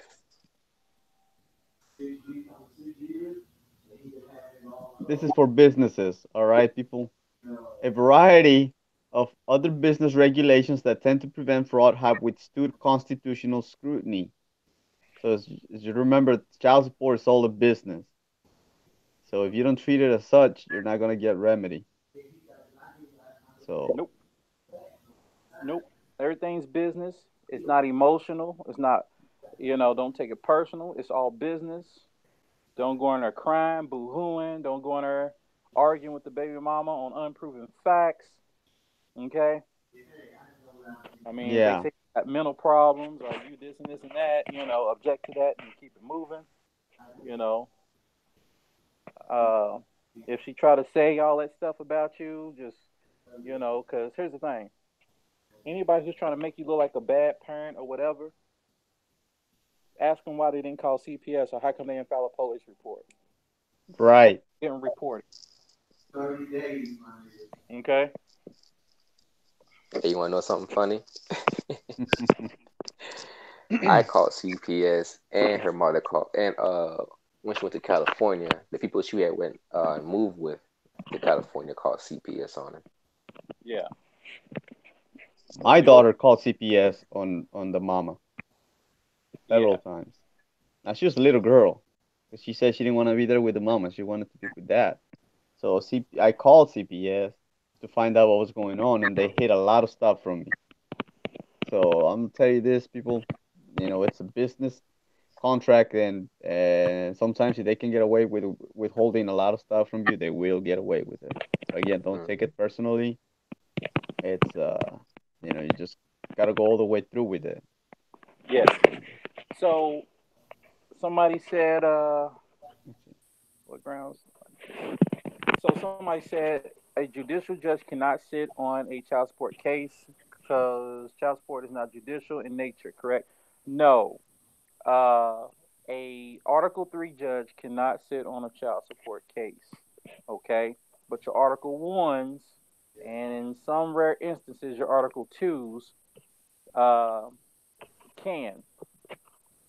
Okay, but it's still administrative, and the district courts have applied cases protecting administrative proceedings. Okay, but it seems like that is the only way. So, what if you don't say anything? Can they still make a default judgment?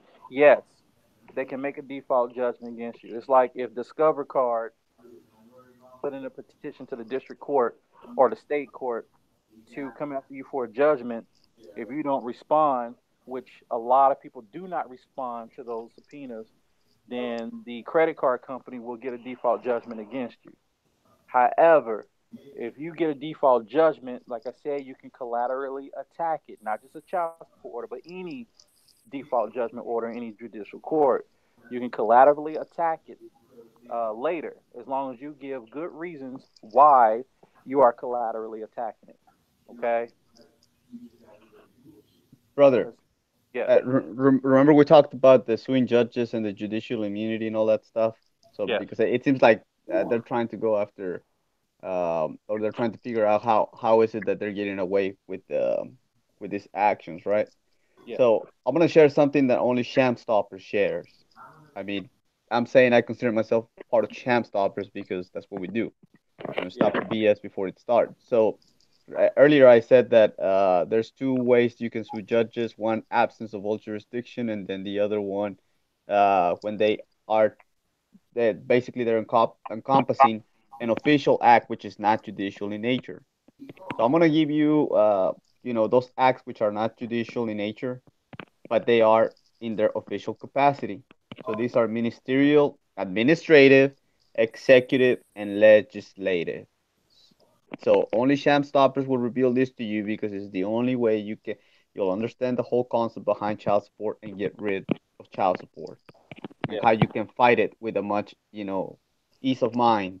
Because if you don't have an ease of mind and you go in there like brother here saying, if you go in there trying to throw a bunch of paperwork out there, that has nothing to do with the subject matter, it will get quashed, and then they will see you as somebody else that's just trying to do something, like ignorant. They just see you ignorant, they'll laugh at you, and then you're not gonna get anything done. So that's why it's very important for you to read. I'm pulling this from a book Yes. that I got here based on the judiciary. Good, good. Okay. Uh, let's see. DAPA 311. What if you enter an assumed name certificate into your case? What papers would you file along with that? Did Wasil talk about that assumed name? Did he talk about the assumed name earlier? No, I No, don't we think didn't so. cover that. All right. Well, let me break the assumed name down. Okay. Stop it. Stop. Look. Noble Drew Ali said, you know, he made it clear. Do old business in your old name, new business in your new name. Okay? Peace be upon him. And the reason for that is you don't mix public and private. Okay?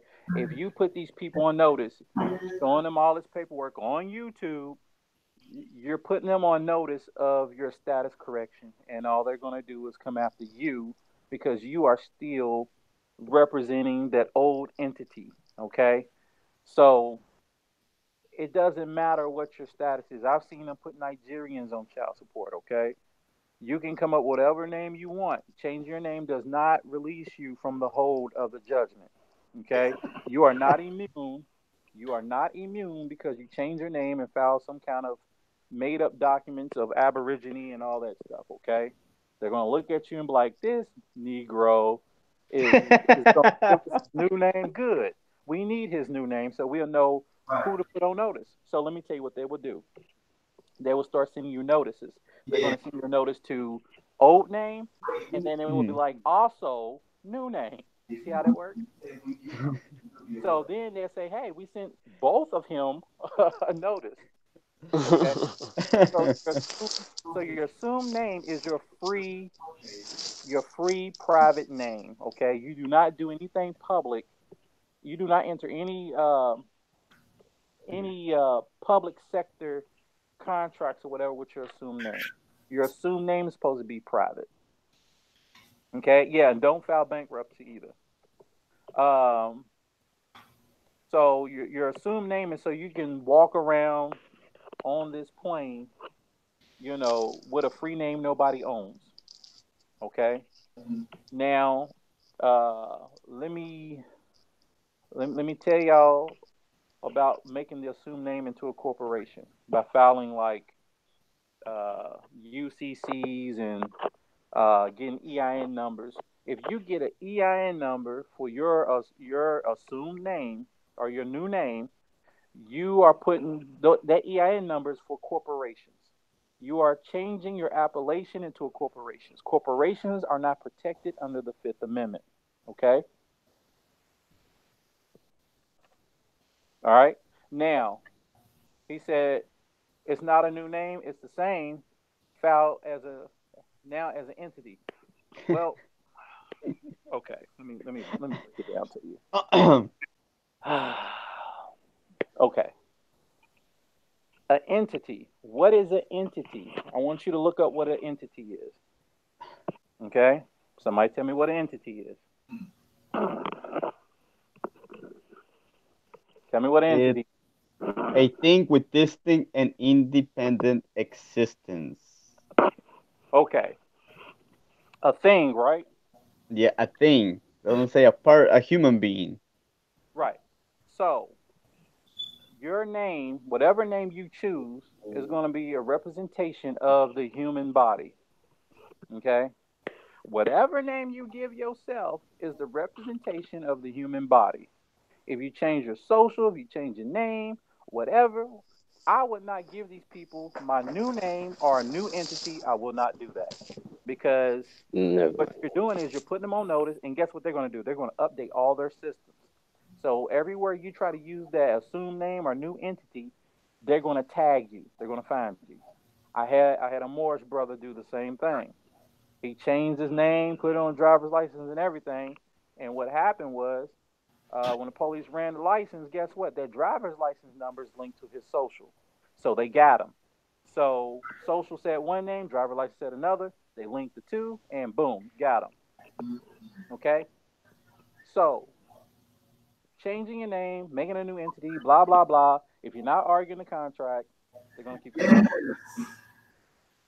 Simple as that. All right. Got it. So Hmm. what else we got? Let's see. There's What's a non-TANF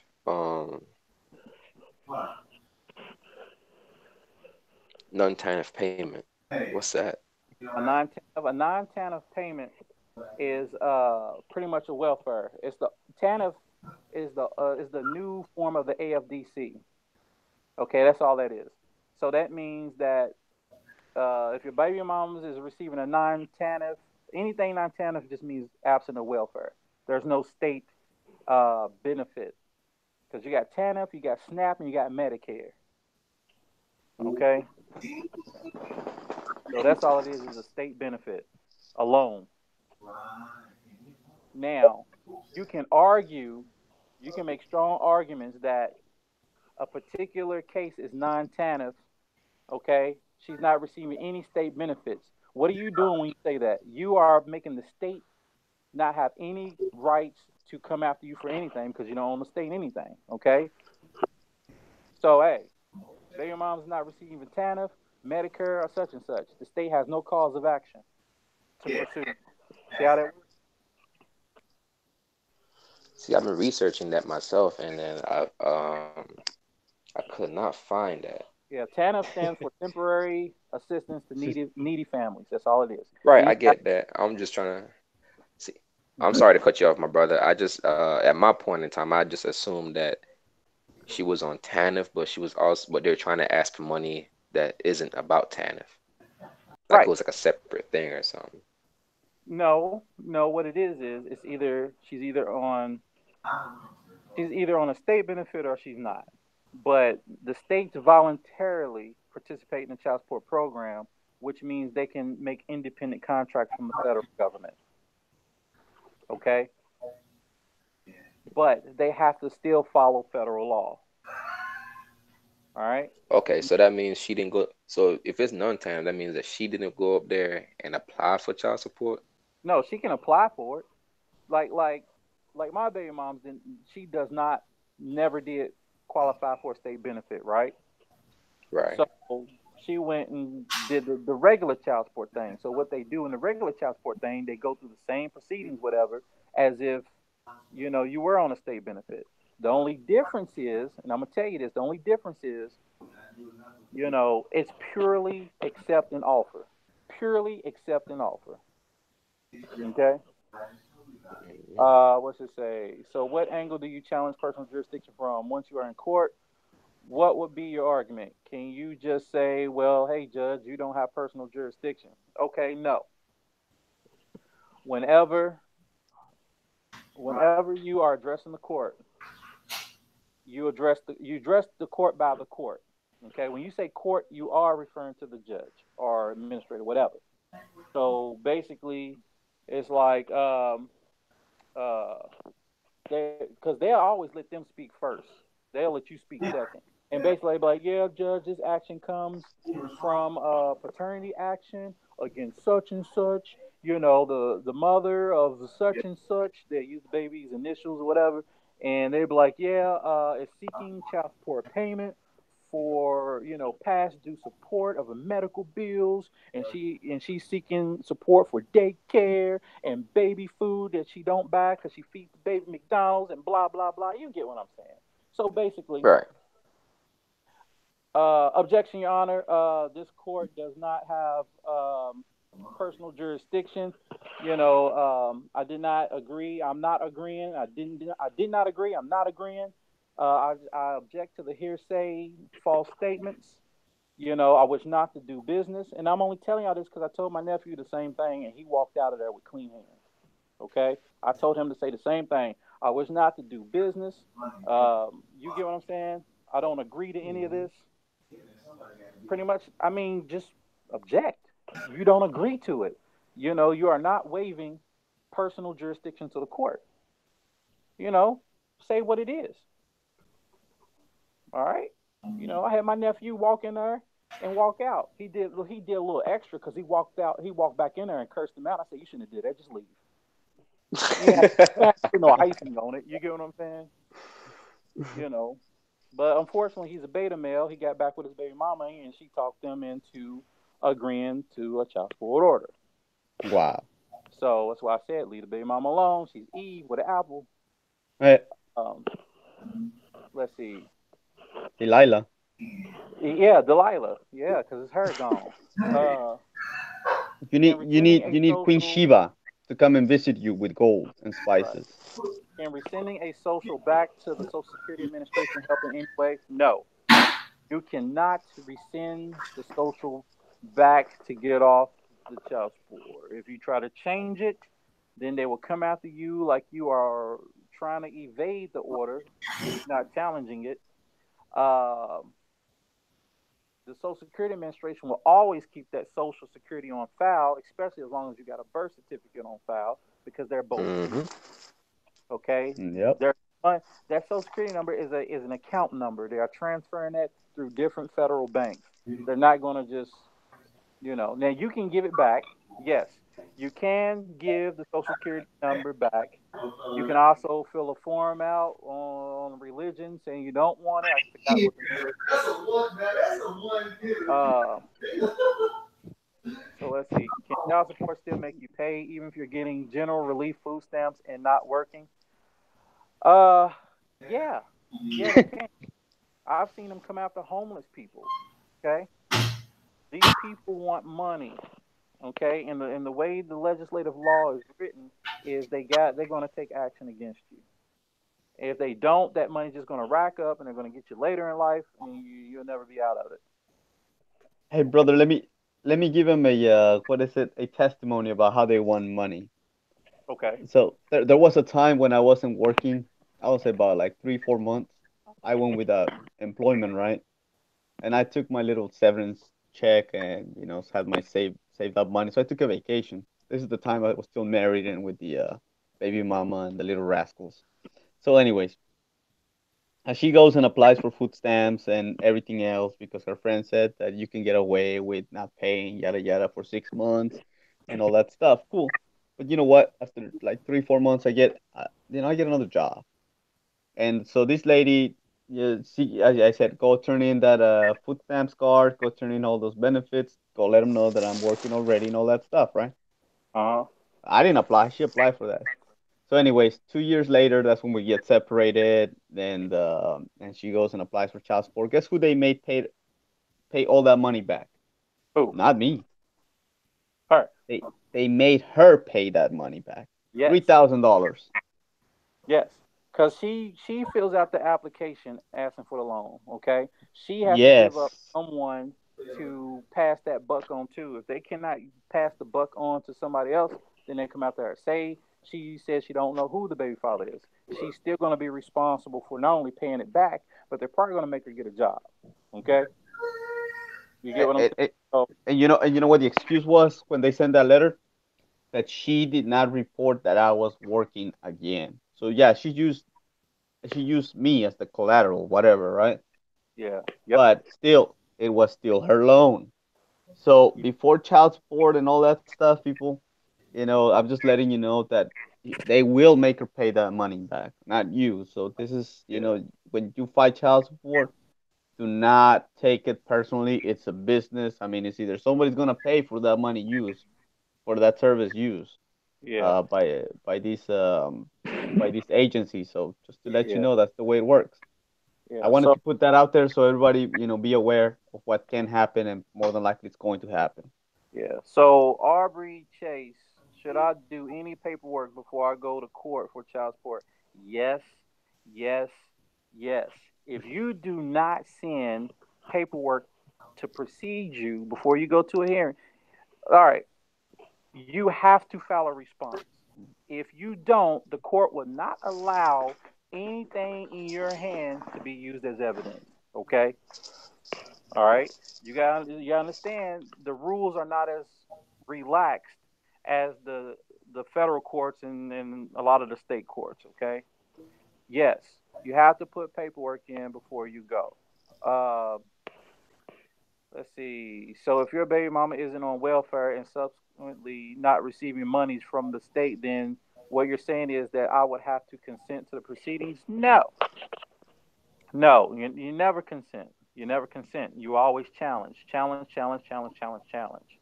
Okay. Okay. How would I attack to regain my CCW driver's license back? I just found out they were suspended, both of them, and I need them for my job. Okay. Here's the thing. Did they suspend it without due process? Did you get a notice that they were going to suspend it? If you did not get a notice that your professional license or what have you was suspended, that is a violation of due process. They cannot take away from you without due process. Okay? Further, you know, I mean, yeah, they have legislative laws saying, but they have to give you an administrative hearing to contest whatever garnishments or whatever actions is being taken against you. If you don't get that, you can file an action against them each and every time they do it. Okay?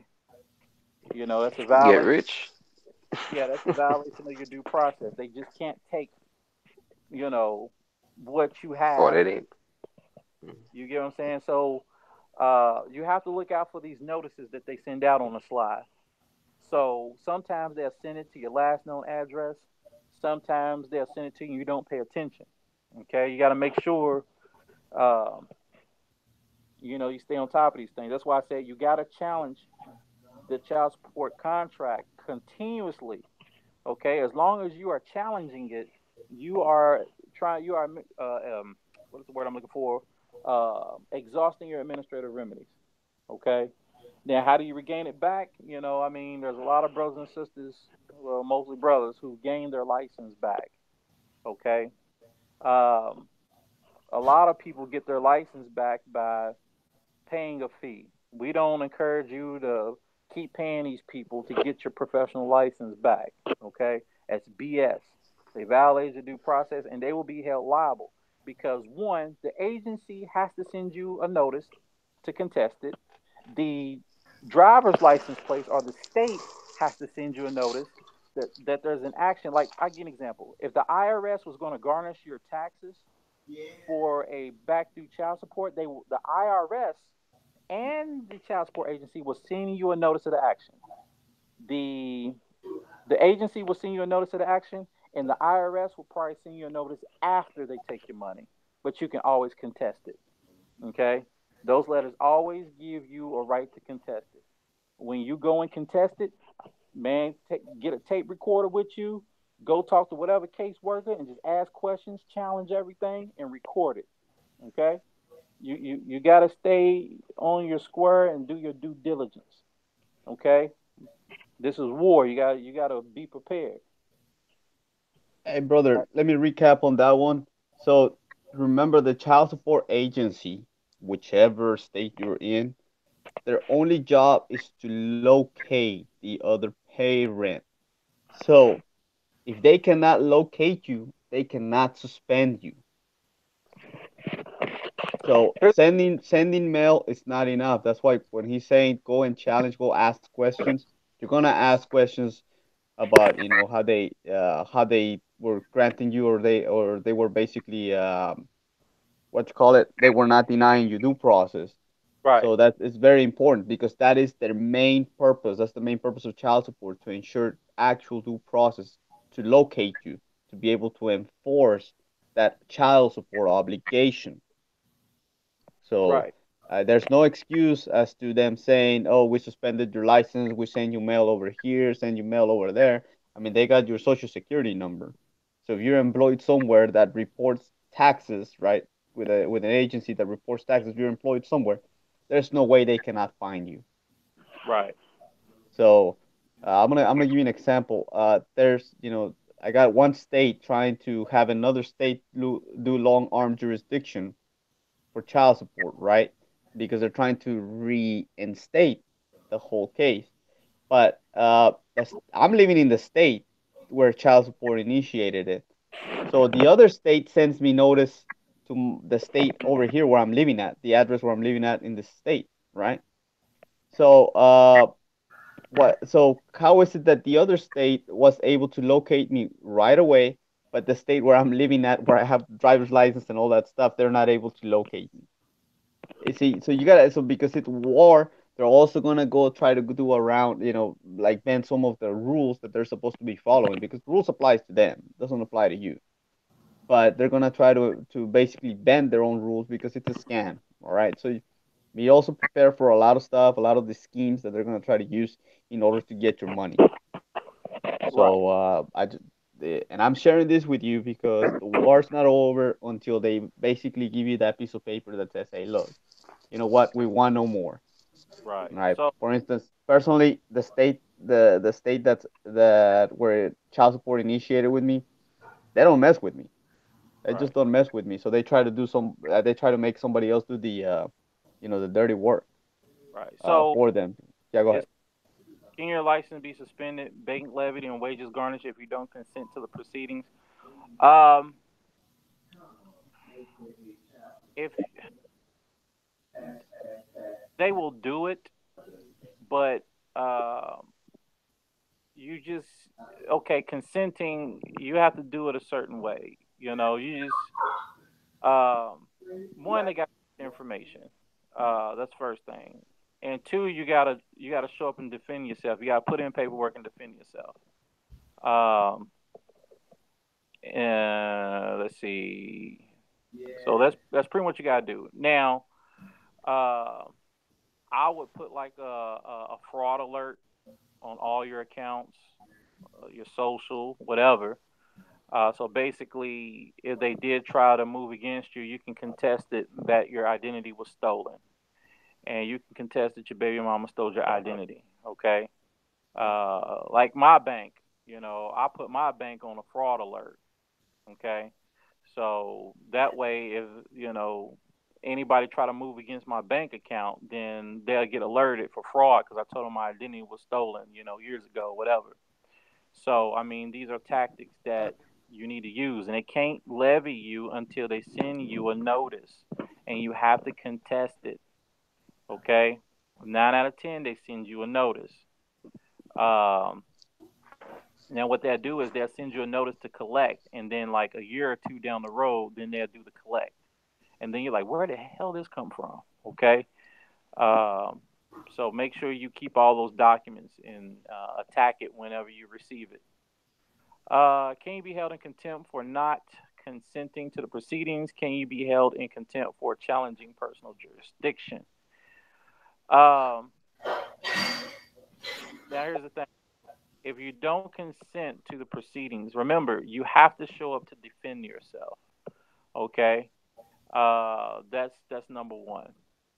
Uh, Now, challenging personal jurisdiction. You are challenging personal jurisdiction to a contempt hearing. That is not the order. The order is what you need to be challenging jurisdiction because the contempt comes from the jurisdiction of the order they put against you. Okay, so if you don't challenge, if they got personal jurisdiction over the on you on the child support order, guess what? They're going to have it on the contempt. All right, because remember, to get to contempt, they have to get to the order first. So you have to attack the order. Now, in the contempt, you're defending with your due process of, by BS and, pretty much why you have not been willfully paying. Or you get what I'm saying? There's a trick to it. Can't go in there and say fuck you or whatever, because then they go, oh, he's willfully not paying. Let's lock him up. They can. You have to be mentally. You have to establish that you mentally do not understand or whatever. They have to prove that you willfully refuse to pay. Okay, so going there saying fuck you, going there saying I'm not paying, going there saying I don't owe you nothing. No, you play dumb. I don't even know how this contract was established. I didn't agree to this, whatever, but you have to challenge the order. Can y'all answer some of these questions? What questions? Hold on, who's All right, I already answered that. Can a judge ignore your paperwork and make a default judgment against me, even if I challenge personal jurisdiction? Yes. Remember, a judge can act corruptly. Okay, a judge can act corruptly and still receive immunity. You can get a judge on certain different type of violations, and you can always appeal it. A lot of times, what they do is they'll act corruptly, put an order against you, and hoping. And most people don't know how to file an appeal. Okay, so that's where a lot of people get lost. So judges act corruptly and they still receive immunity. Uh, let's see. What if you have warrants? You can show up for court proceedings without getting arrested. If you have a warrant, okay, yeah, they're going to come after you. That's just the way it is. Unfortunately, warrants can be issued on anybody at any given time. Your baby mama can go down there right now, file an EPO or some kind of restraining order or something against you, and that will automatically generate a warrant. They'll send it to all the municipality police stations. It'll get updated in their police cruiser's computer. And if they pull you over or find you, then guess what? They will bring you in to contest what was going on. So unfortunately, anybody can put a warrant out on you without you even knowing it.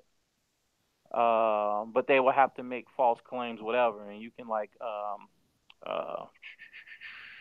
forgot what the term is when you sue somebody when you return the suit. I can't remember the name of it. I mean, I had a warrant put on me back in 2016 for a what you call it? They said I was attempting to kill somebody. Well, if Yeah. there's no evidence. Yeah, I went there myself and went and spoke to the what are they called? The people not the investigator. They they cover murder crimes, murder scenes and all Yeah. that. I went over there and spoke to the lady and she asked me, she was like, why is this guy saying, I was like, oh, he got into a fight with my baby mama and my daughter got hurt. And I Mm. told him that once I see him, I'm gonna fuck him up. That's basically it. And he put Yeah. He went and ratted you out, basically. Yeah, they went ahead and just tossed it though. Yeah. Yeah, because it's a private business. That's the police cannot get involved that easily into private businesses. But you gotta understand, man, the justice system is not made for the remedy of the people specifically. It's really made against you, and Hmm. it's made to bring in money. Okay. Yep. Um, how long we been on here so far? 'Cause I know I came in kind of late. It's over We two started hours at already. 7. Oh, Yeah. 2 hours. It's been Okay. about 3. Okay. Yeah. All right. Hold on 1 second. DAPA 311 has a question. All right. Hold on.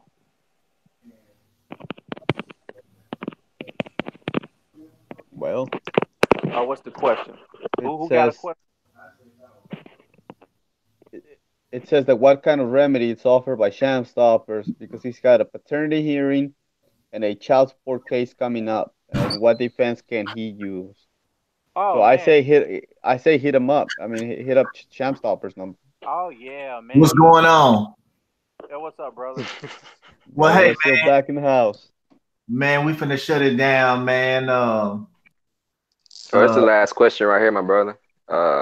Brother Dapper just asked the question. What it says? So, what do you guys offer for remedy to fighting child support? I have a paternity hearing support case coming up. What defense should I use? Shit. A defense for a paternity case? Don't sign shit. That's all I'm gonna tell you. Okay. Yeah. Hit us up 512-663-3815. You know what I mean? So does the warrant stand until you captured, or can you have them rescinded? Yeah, you can have those warrants get rid of. Hit us up, man. Y'all got any questions? Hit me up 512-663-3815 because we about to sign off. Y'all got anything y'all want to say? Because I gotta go take me a holy bath and watch the holy nut. Don't sign nothing. I think it's time to sign off, man. I I I got other stuff. I gotta read me something, otherwise I'm gonna, slack on my reading and. But yeah, fellas, I mean, basically, I think we've been giving you the game in this podcast. I mean, the more you share this stuff with other people, I mean, it's time to take basically our society back. This society has been corrupted because there's a lot of males out there that are not en- embracing their masculinity, and Right. embracing your masculinity is basically, you buckle your pants on, and you're the one that wears the pants. That's what my mother taught me. Yeah. I mean, you never Right. give respect to a woman unless she understands that you wear the pants. Right. In addition, look, So, check it out. The more people we get on here, the more we can expand this. The more personalities and questions we can get. Hey, we're taking this over. All right. So look out for the next one. yes, sir. All right. Y'all be cool. Be blessed. Shalom. Salam. Masalama. You know what I'm saying? Whatever you want to say. Hey, we'll be back on the other. All right, Tell brother. nobody nothing. You see nothing. You All hear nothing.